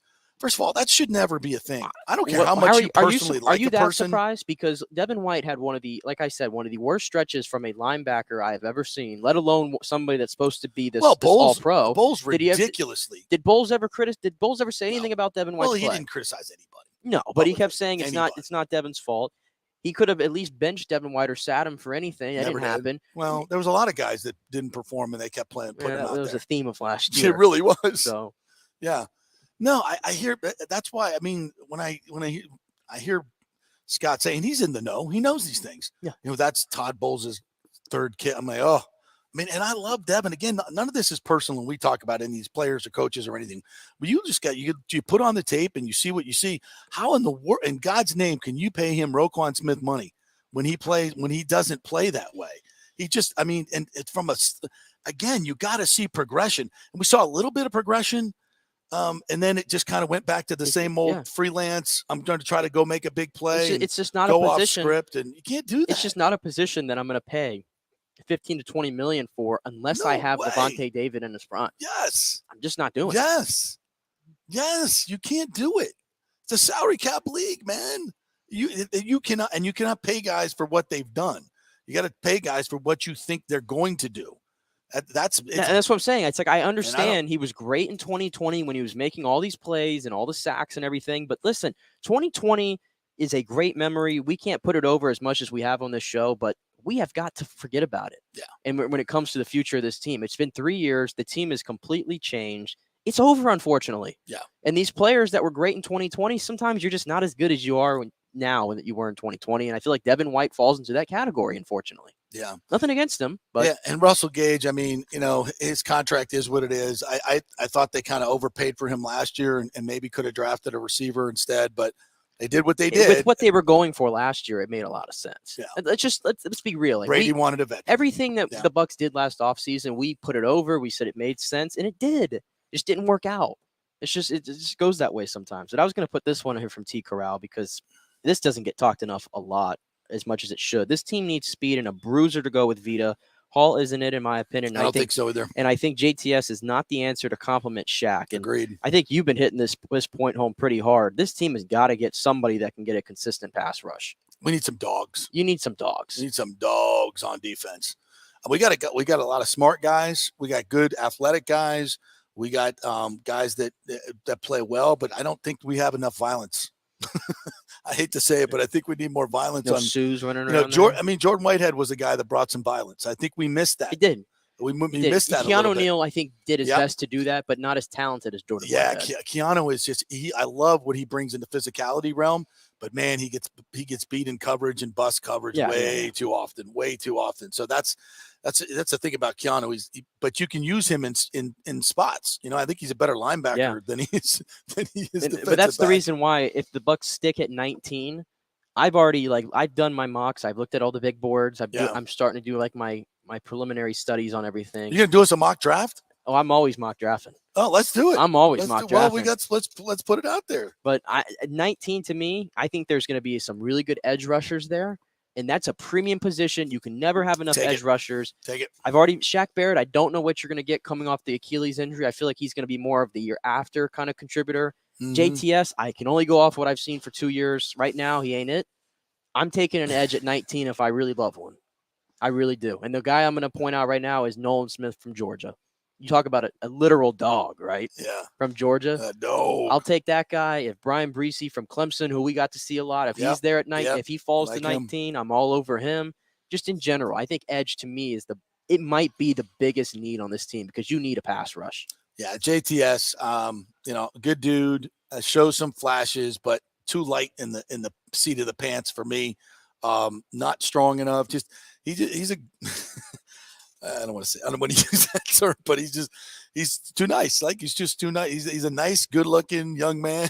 He says, did you see him out? You know, I see him at the Chase Club. You've had an agenda against JTS though. I was there with you the day after the Bucs drafted him, and we were having Instagram gate because he had pictures without his shirt on. Lots of them, and you thought it was weird.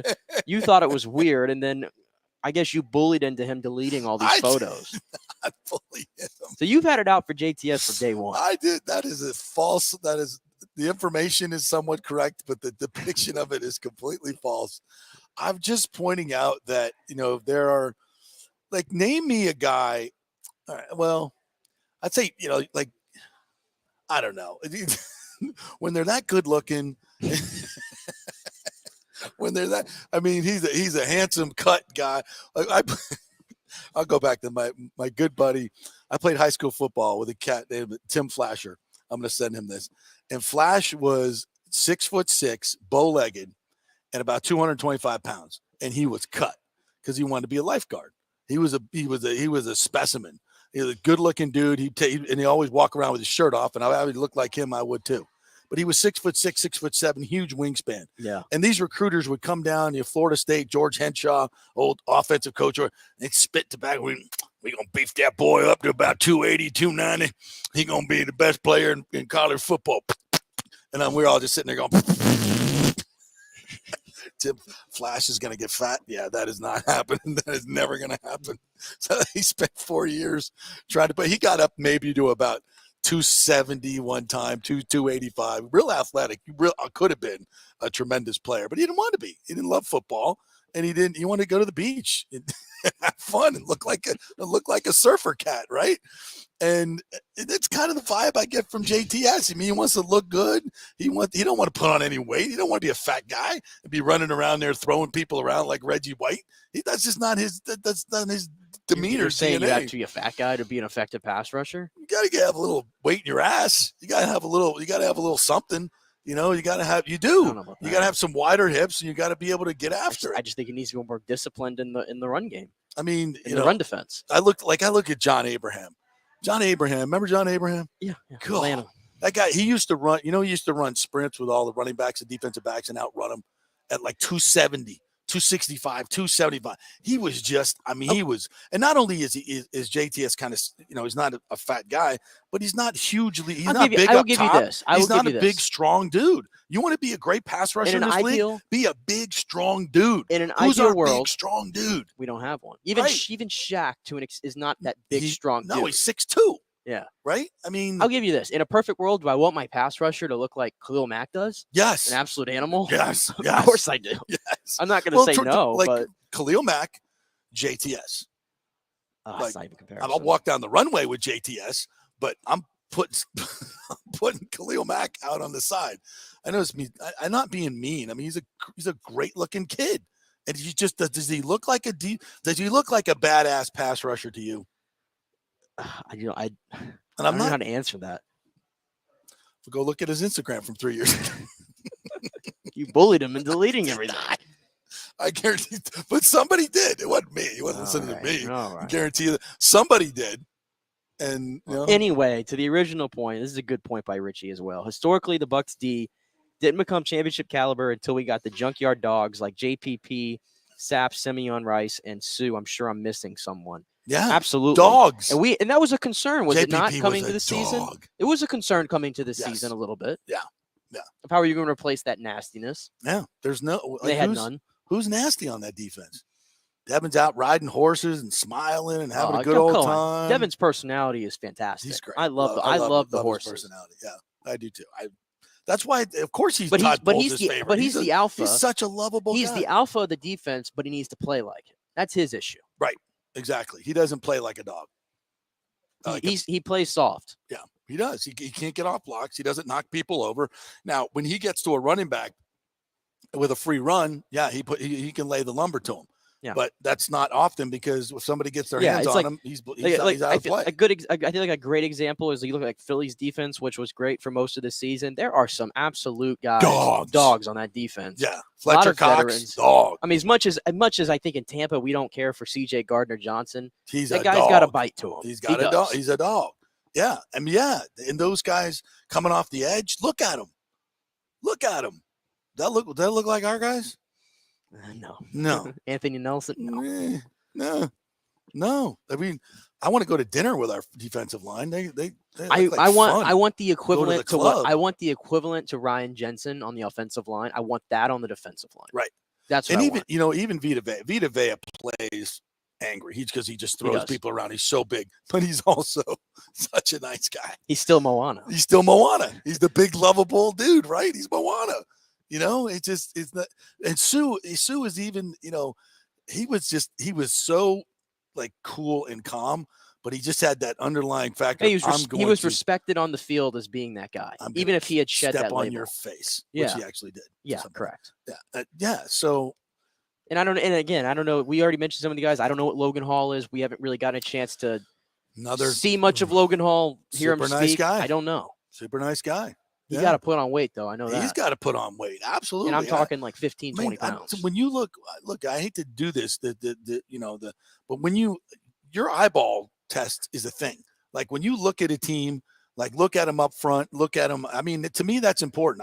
That's one of the reasons I like getting down on the sideline and seeing these guys up close to see how big and bad they really are. I think, you just get a sense from a team. Like you look at that Eagles defense, you're like, oh, you're like, wow, that looks like a badass group of some bitches. And then you look at the Bucs defense and it's like, who's the dog?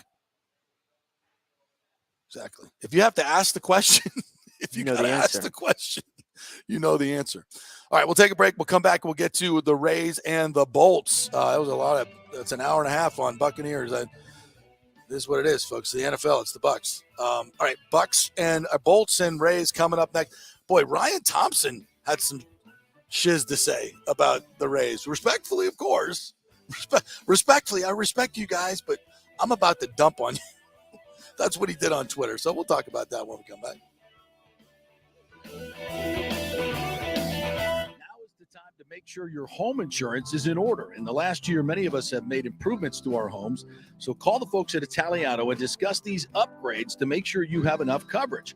According to a recent report, almost 64% of homeowners don't have enough insurance on their home, which is their most valuable asset. Also, a great time to make sure you have flood insurance. Even if your mortgage company does not require flood insurance, your home could still be at flood risk.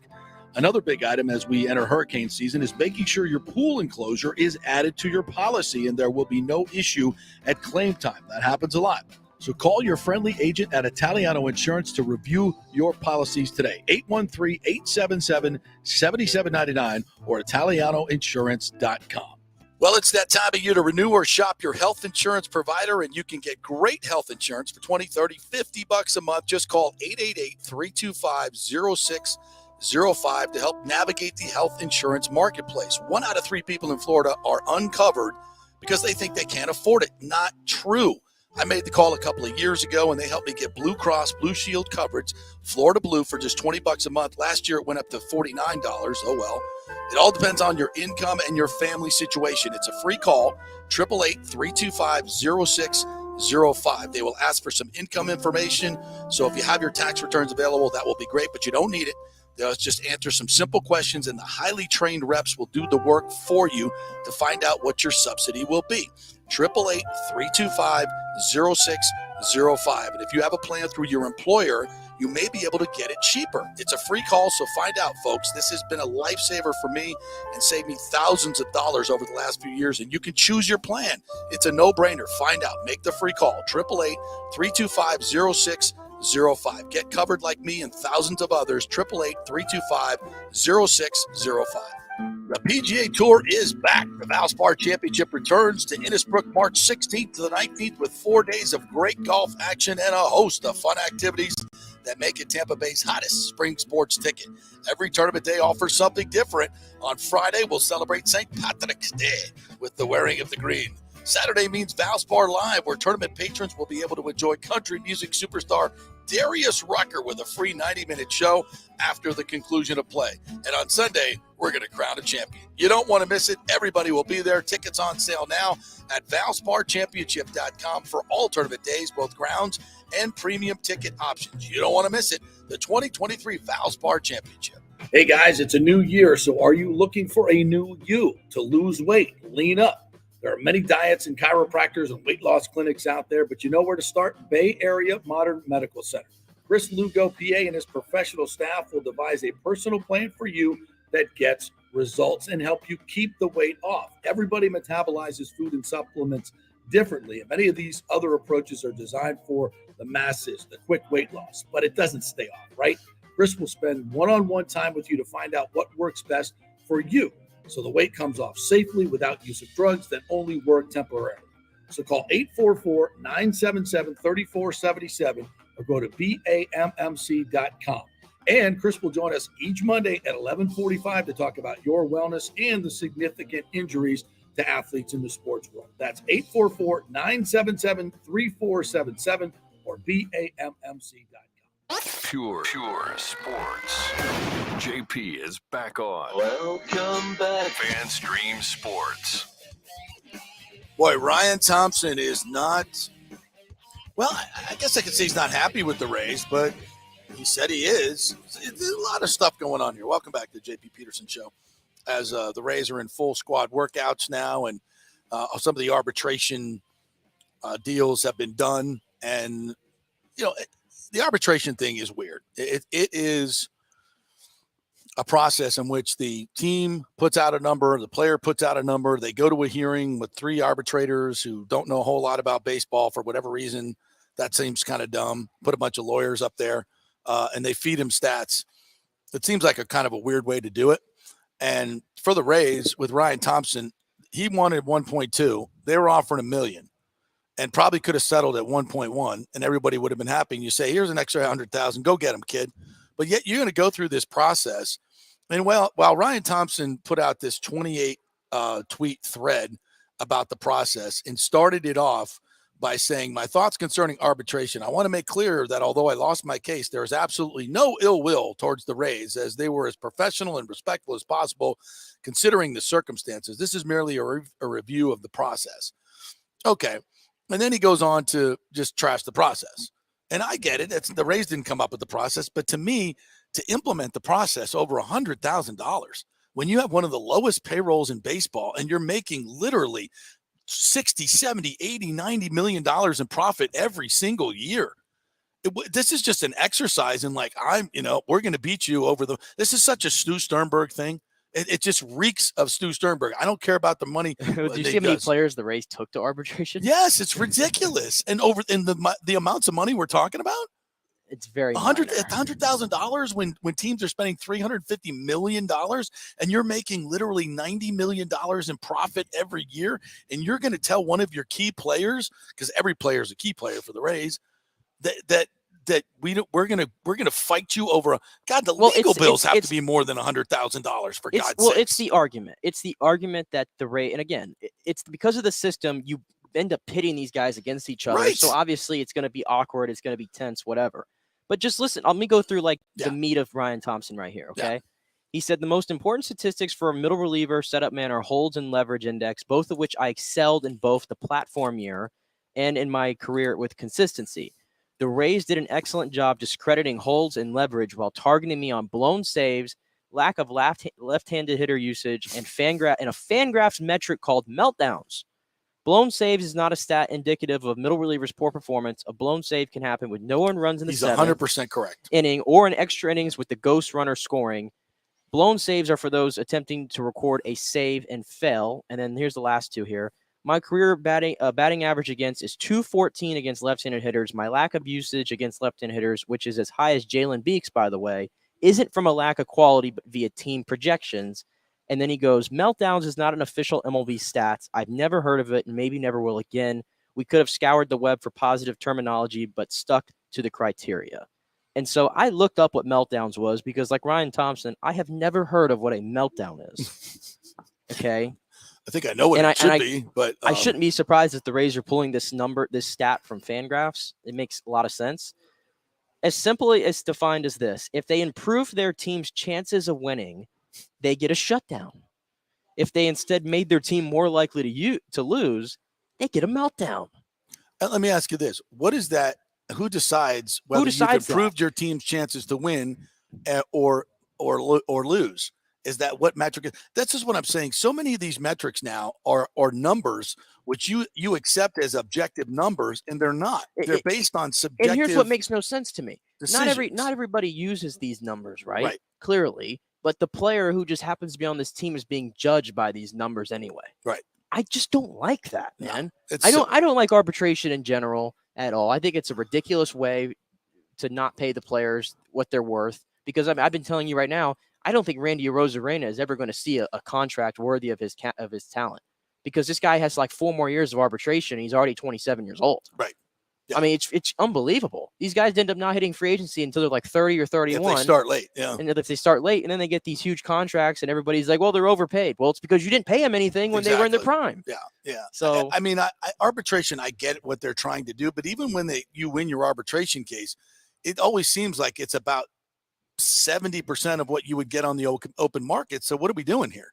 You know, that maybe even 60 or 50% what you get on the open market. And even the arbitrators are not keeping up with the market first and foremost. Yeah. And if they were keeping up with the market, guess what?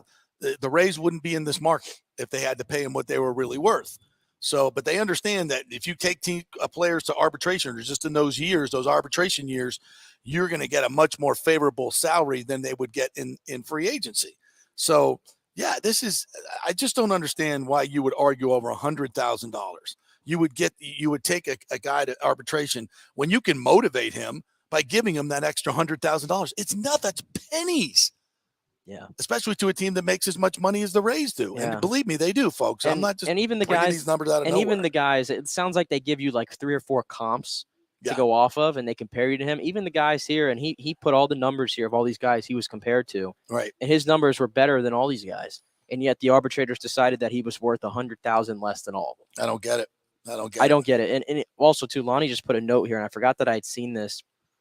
G-Man Choi was traded to Pittsburgh, and he was committed to play in the World Baseball Classic, which a lot of these guys are very passionate about. Of course. And the Pirates told him, no, you can't play in the World Baseball Classic. And then they went and beat him, the only Pirate that they beat in arbitration. Yeah. And you think that's a good way? That organization is a disaster. Anyway. It is. That's a great way to motivate your players. What a dumb organization. Dumb. Dumb.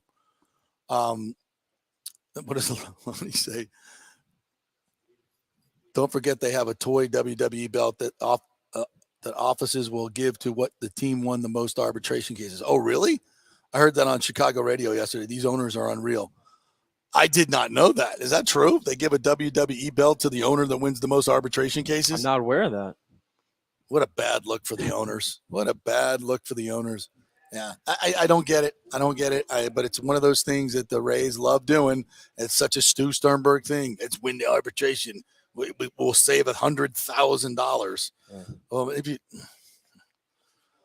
that's crazy. Anyway, How much is Stu Sternberg paying himself? Because he won't tell his partners what he's paying himself.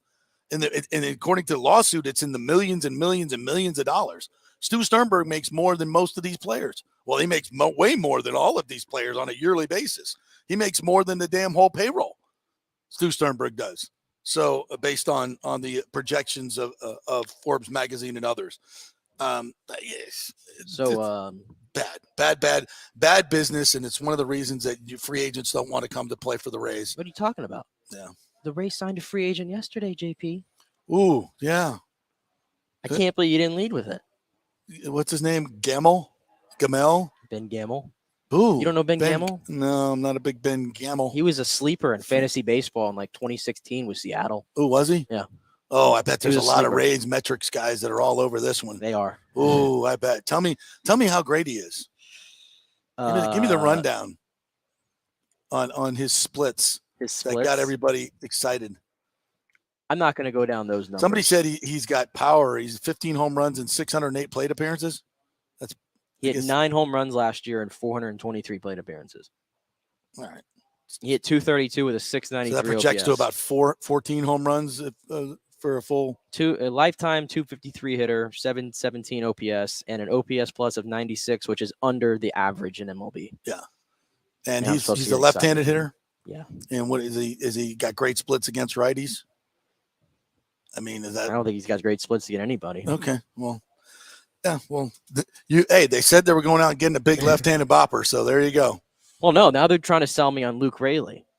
Oh, that's right. Luke How could you miss the Raley Luke has Raley? undeniable power. Undeniable power is what I read the other day. Yeah. And that is backed up by what? His minor league stats. Oh, okay. And A 6-game stretch where he played last year with the Rays, where he played in every game, and I believe he hit 368 in those 6 games. 6 games. Yeah, not much of a sample size right there. But he has been, to be fair, he has matched it in AAA. 298 career hitter, 934 OPS, and more than 700 plate appearances in AAA. Huh. Yeah. I'm not until I see it at But the can I major get a league sure level. thing? Is it too hard to ask to get a sure That thing? costs money, bro. It costs money. We ain't got that. We ain't got time for that nonsense. We ain't got time for all that stuff. It costs money. Hey, you mentioned that USF pulled a number on the Hey, this UCF isn't Knights. nice today. This is not nice. Yeah, well, no, they swept the mighty Knights. USF did in basketball. USF basketball has had 2 great moments this year, and both Yeah. have come against my UCF Knights. And one of them was last night in Orlando. Shout out UCF. Shout out USF. USF. Shout Yeah. out Brian Gregory and all the players. Yeah. Because UCF didn't show up yesterday, and they got their ass kicked. And it's 2 games this year they've lost to USF. And if you include women's in that, USF clean sweep over UCF in the final year of the war on I-4 in basketball. The table has turned, my friend. The worm has turned. Oh, and we're still not going to play football with UCF.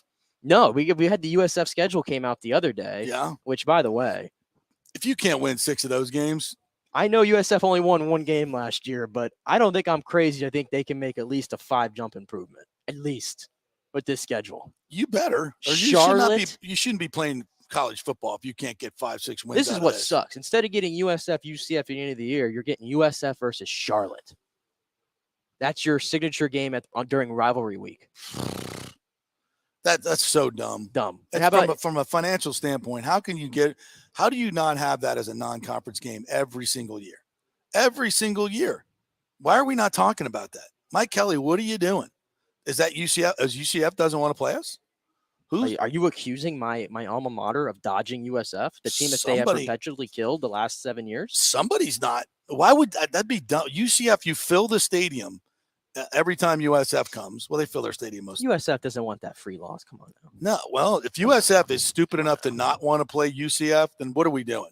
What you're going to build a new stadium, and then you're going to bring in a Charlotte instead of UCF to fill it? They need to figure out a way to play though. If you're going to build a new stadium, you damn well better have UCF on the schedule every other year, because that's the only thing. That's one of the few games that's actually going to fill the stadium up. Oh, this is my question though. Like, why does this stuff matter that they're not like in the same conference anymore? Florida and Florida State have never been in the same conference, and they play every single year. You have non-conference games. It's like the same thing with like Bedlam. That Bedlam's like now done. Why does it have to? Why does it have to be done? It doesn't have to be done. You know why? Because they want all their non-conference games to be home games.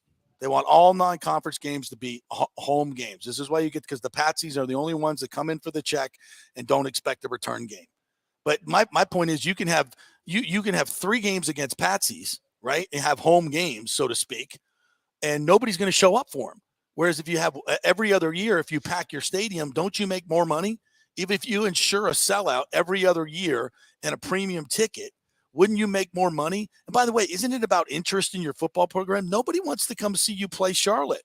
Nobody's going to show up for that game. You play UCF, everybody's showing up for that game. I was at that game this year, and I've never been to a USF game that had that atmosphere. Exactly. Seriously. So why would you, if you're USF, why would you not want that game, even if it's every other year? That's just dumb. And if the legislature has to, I think the legislature should start coming up with some rules of scheduling, because they're public universities, for God's sakes. This is what had to happen for Florida State and FSU, the threat of a state law being passed. So let's get our legislators involved here and said, look, I want to see USF play FAU when they're going to play FAU now. But I want to see them play FSU, UF, Miami on a rotational basis. All of these public universities, I know Miami's not public, but at least the public universities should be supporting the other teams' programs by playing games there. Is that too much to ask? I don't think so, no. I don't think so, but, it is what it is. It's college football in 2023. Yeah, but UCF, take your L's right there. Don't do that to me. Yeah. Come on. USF, take your L. Xavier Weaver going to Colorado. How about that? Who's the coach of Colorado? Oh, no. Who could have been the coach at USF? He took Jimmy Horn and Xavier Weaver with him. Wow. That could be. Think of the talent that you could have here. Is that crazy? Just couldn't afford him. Xavier Weaver and Jimmy Horn are going to a premier program now. At least they're on the way there, we think. Yeah. And then Brian Battie goes to Auburn. Yeah. Premier program in the SEC. Wow. How about that? That team won one game? Yeah. They had that much talent and they won one game. That's how bad their defense was. Damn, so bad. Man.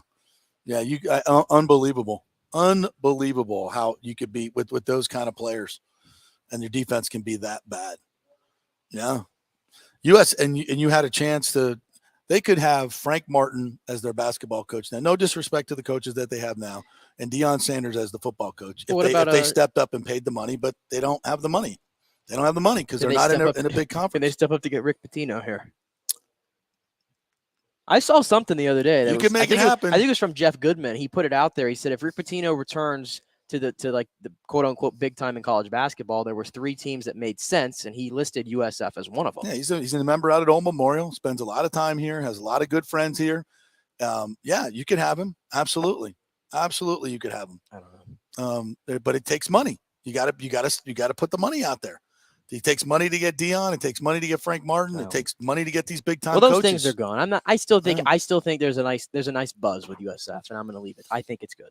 Yeah. Well, listen, that football schedule, you should get to a bowl game. I'll bet a giant pack of juicy fruit chewing gum, Alex Golesh, that he can. If you can beat Rice, Temple, FAMU. Yes. Please. Yeah. Yeah. All right. The Bolts have Buffalo coming in tonight. Tage Thompson and Rasmus Dahlin. I was at the NHL draft in Dallas when Buffalo drafted him number 1 overall and did an interview with him. When I tell you that kid looked like a middle school kid. You did an interview with Rasmus Dahlin? Yeah. He looked like a middle school kid. They were bringing him around. We had like a radio row. And I couldn't believe it. Nice kid. But I was like, oh, my God, you're going to be playing against Chara next year. He's 3 times older than you and 4 times the size. He's going to destroy you. Like, I'm just like, Alex, so you're gonna try to body up Alex Ovechkin at the blue line? Oh, my God, you poor soul. But he's turned into a hell of a player. He's put some. Yeah, he's one of the best in the league. Put some weight on him, and he's turned into quite a player for Buffalo. This should be a good one tonight. Buffalo, Now it should. They're coming off a 6-3 loss to Toronto after the Ryan O'Reilly hat trick the other night. And they're on the first end of a back-to-back because they get Florida tomorrow night. Yeah. So they're fighting for a playoff spot. Yeah. They are 3 points out of the final playoff spot. So that's a big deal for Buffalo. And they're, after the Jack Eichel trade, they've kind of moved on from that, and now they're putting together a nice little team. They're not the doormats that they once were. So this will be a little challenge for the Lightning tonight. Looking forward to it. At 7 o'clock puck drop, I'll be doing the post-game show with Brian Engblom on 102.5 The Bone. After the game, last call at the Cigar City Tap Room, so come on by and say hello. Speaking of food and drink, went to Boulan last night, the hot new restaurant in Tampa, Jeff Gigante's place. Titus O'Neill's one of the partners. Saw Titus there and Jeff. Very nice for them having us there last night. Fabulous meal. Ashley's birthday party last night, so it was her birthday dinner. Took her to a nice place. She got a picture with Titus. It's a big deal, right? And had the scallop risotto. Fantastic. And really, this is really on good. and this is on Water Street. Yeah, right across from Amalie Arena. Right across from Amalie Arena. Beautiful bar, by the way. Gorgeous bar. If you want to just stop in and have a drink, just gorgeous place. So stop into Boulan. Tell him JP sent you. Great place over there. All right, what else we got to get to? Aaron Rodgers is out of the Hobbit room. The Hobbit room. Yeah, I have to go read this 300 square foot dark room with a queen size bed and a stretching mat. And a stretching mat to do your and him meditations. himself and his thoughts. Yeah. Yeah. There's a whole deep dive that ESPN did on it that I'm gonna have to read up on. But that scares the living hell I saw out that of me. Schefter tweet and I'm like, is this a real tweet? A little Hobbit room. I have a hard time driving down the road without the radio on. I mean, I have to sleep at night with like meditations on my phone, from my phone, the deep thoughts meditations or some type of music or waterfall sounds or something like I can't silence to square me alone with my thoughts. Oh my God, no. No. I just 3 days. Oh my God. I just hope that Rodgers, when he's out of this thing now, okay, get your time, collect yourself a little bit, scroll on your phone, make your decision, please. I don't want another month drawn out of this saga, which is so boring, by the way.